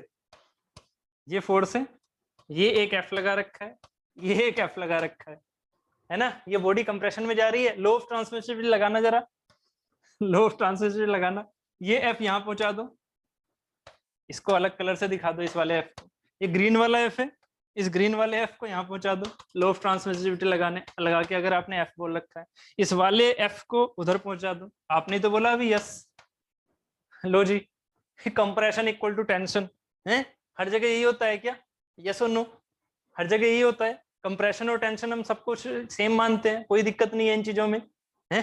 सोचो ना, ठीक है, आपने ही बोला यस और उसके बाद आप ही बोल रहे हो कंप्रेशन टेंशन अलग होती है, फिर अलग क्यों है भाई वो, है ना। आप तो मतलब स्कूल लेवल से पढ़ के आ रहे थे। देखो, लॉ ऑफ ट्रांसमिसिबिलिटी की एक कंडीशन होती है, एक कंस्ट्रेंट होता है। कंस्ट्रेंट क्या होता है, law of transmissibility only used in the body, in the body, ठीक है, वेयर इट इज अप्लाइड। ठीक है, इसका मतलब ये है कि अगर एक बॉडी पर्टिकुलर है तो उसके अंदर के एटम्स पर ही लॉ ऑफ ट्रांसमिसिबिलिटी लगा सकते हैं। इसका मतलब ये नहीं है कि उससे बाहर के एटमॉस्फेयर पर भी हम उस चीज को ट्रांसमिट कर सकते हैं। मतलब अगर आपने लॉ ऑफ ट्रांसमिसिबिलिटी पढ़ा था तो कभी भी आपने ये चीज नहीं पढ़ी होगी कि यहाँ एफ लगा हुआ है, ये एक बॉडी है। कभी भी ये फिगर आपने नहीं देखा था, याद कर लो। कभी भी आपने ये फिगर नहीं देखा था कि एफ यहाँ पहुंच गया, एफ एयर में पहुंच गया। कभी ऐसा हुआ था क्या? अगर एफ इस बॉडी पर लग रहा है तो एफ एयर में पहुंच गया, कभी ऐसा फिगर तो नहीं देखा था। ठीक है, मतलब ये चीजें यहां से रफ है ऐसे। ये चीज आपने एयर में तो नहीं पहुंचा दी थी ना, कभी भी ये फिगर तो आपने 8th में नहीं देखा था, मतलब उस स्कूल टाइम पर। तो ये ही चीज थी इसकी जो मेन थी, क्या कि हमारे पास जो बॉडी है उस बॉडी के इंटरनल मॉलिक्यूल्स तक ही हमारी लॉ ऑफ ट्रांसमिसिबिलिटी वैलिड होती है। अगर पुल है तो पुल ही है, पुश है तो पुश ही है। ठीक है, फोर्स का जो नेचर है वो उसका नेचर वैसे का वैसे ही है उस बॉडी के लिए, उसका नेचर चेंज नहीं होगा। यहां पर अगर इसे हम कहते हैं पुल, सॉरी पुश, तो उसे हम बोल रहे हैं पुल। इसे हम बोलते हैं पुश, तो उसे बोल रहे हैं पुल। नेचर चेंज हो गया, वही चीज हमारी लॉ ऑफ ट्रांसमिसिबिलिटी इनवैलिड हो गई। ठीक है, हाँ, with in the body. Very good, ठीक, तो समझ में आ रहा है ना? ठीक है, तो ये छोटे छोटे पॉइंट्स यहाँ पर आप साथ में लिख लेंगे लॉ ऑफ ट्रांसमिसिबिलिटी के, बाकी आपको याद था ही, उसमें मुझे कोई दो राय नहीं है। ठीक है, इसीलिए मैंने पूरी डेफिनेशन नहीं लिखवाई। ठीक है, इसका पर्पस क्या है अभी उस चीज पर लेके चलेंगे। ठीक, तो आगे चल रहे हैं हम इस चीज को और आगे लेके, कि लॉ ऑफ ट्रांसमिसिबिलिटी का यूज, एप्लीकेशन किस तरह से इस चीज में हम काफी यूज करते हैं इन चीजों को, और ये चीज याद भी रहनी चाहिए। जैसे अगर आपसे मैं कहता हूं एक ये बॉडी है, ठीक है, एक ये बॉडी है, इस बॉडी पर एफ यहां लग रहा था, तो आप इस पर यहां पर कहीं पर भी लगा सकते हैं। मैंने आपसे पूछा, मुझे इस एफ का इफेक्ट यहां नहीं पूछना है आपसे, है ना? आप कहते हो कि सर यहां पर बता दूंगा मैं एफ का इफेक्ट। क्या दिखाओगे? एफ लग रहा है यहां पर, ऐसे दिखा दोगे जैसे अभी दिखाया था आपने, एफ लग रहा है। ठीक है, लॉ ऑफ ट्रांसमिसिबिलिटी से। बट मैं आपसे यहां नहीं पूछ रहा, मैं भी खुरापाती हूं। मैं आपसे पूछता हूं कहां पर? यहां पर, कि मुझे भाई बी पर बताओ इस एफ का इफेक्ट।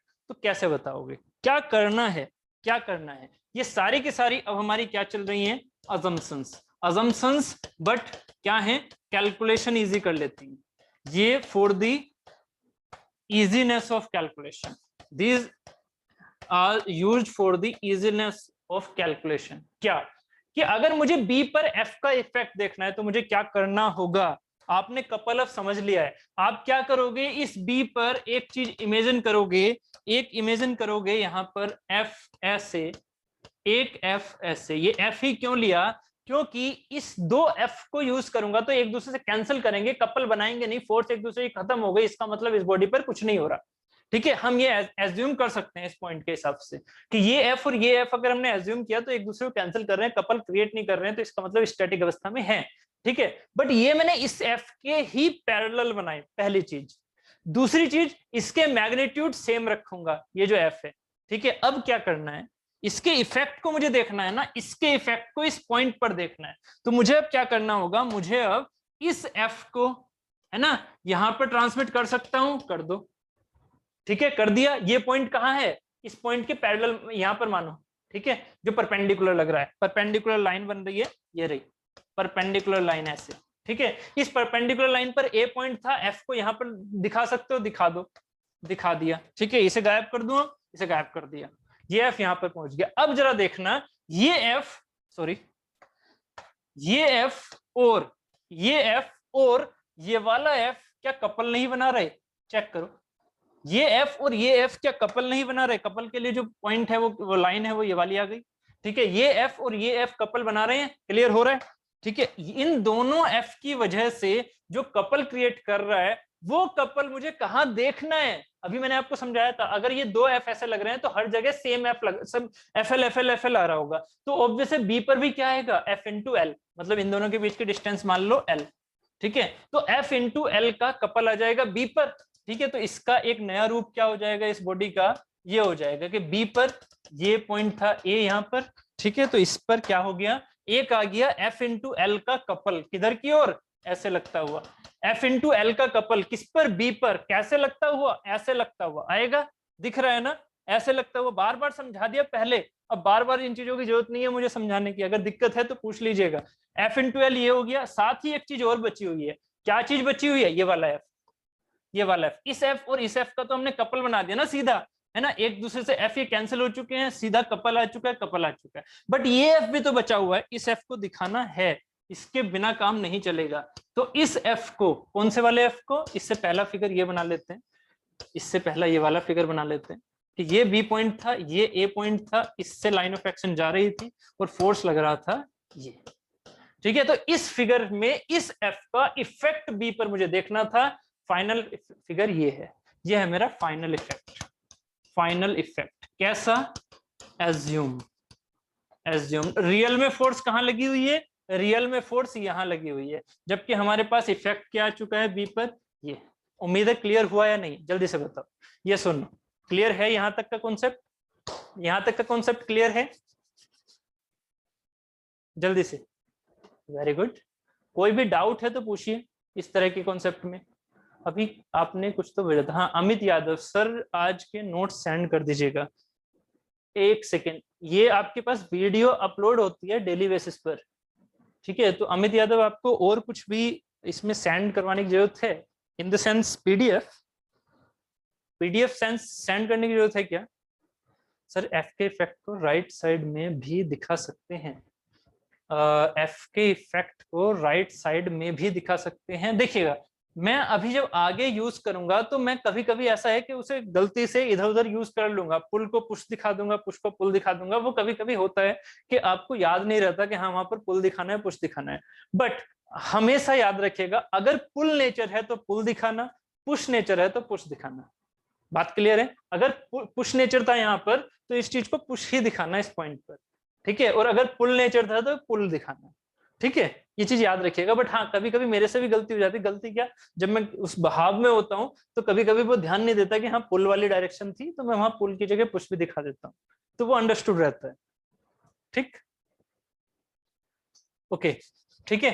तो फिर एक काम कर लेते हैं, यहां तक आज इफेक्ट्स की बात हो गई है। कल स्टार्टिंग में ही सीधे इनकी applications on that particular type of loading with respect to direction से जितने भी क्वेश्चंस आते हैं, हम कल स्टार्टिंग में ही क्वेश्चन उनसे रिलेटेड कर लेंगे। ठीक है, अब थ्योरी एक तरह से कंप्लीट हो गई है इनसे related with respect to direction से। सीधे अब उनके क्वेश्चंस करने जो भी आपके वेरियस एग्जाम्स में आते हैं।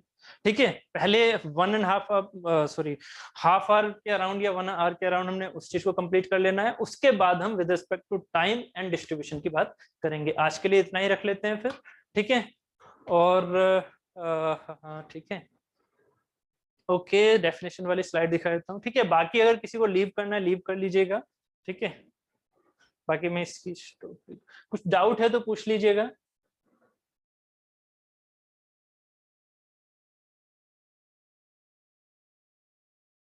ओके, ठीक।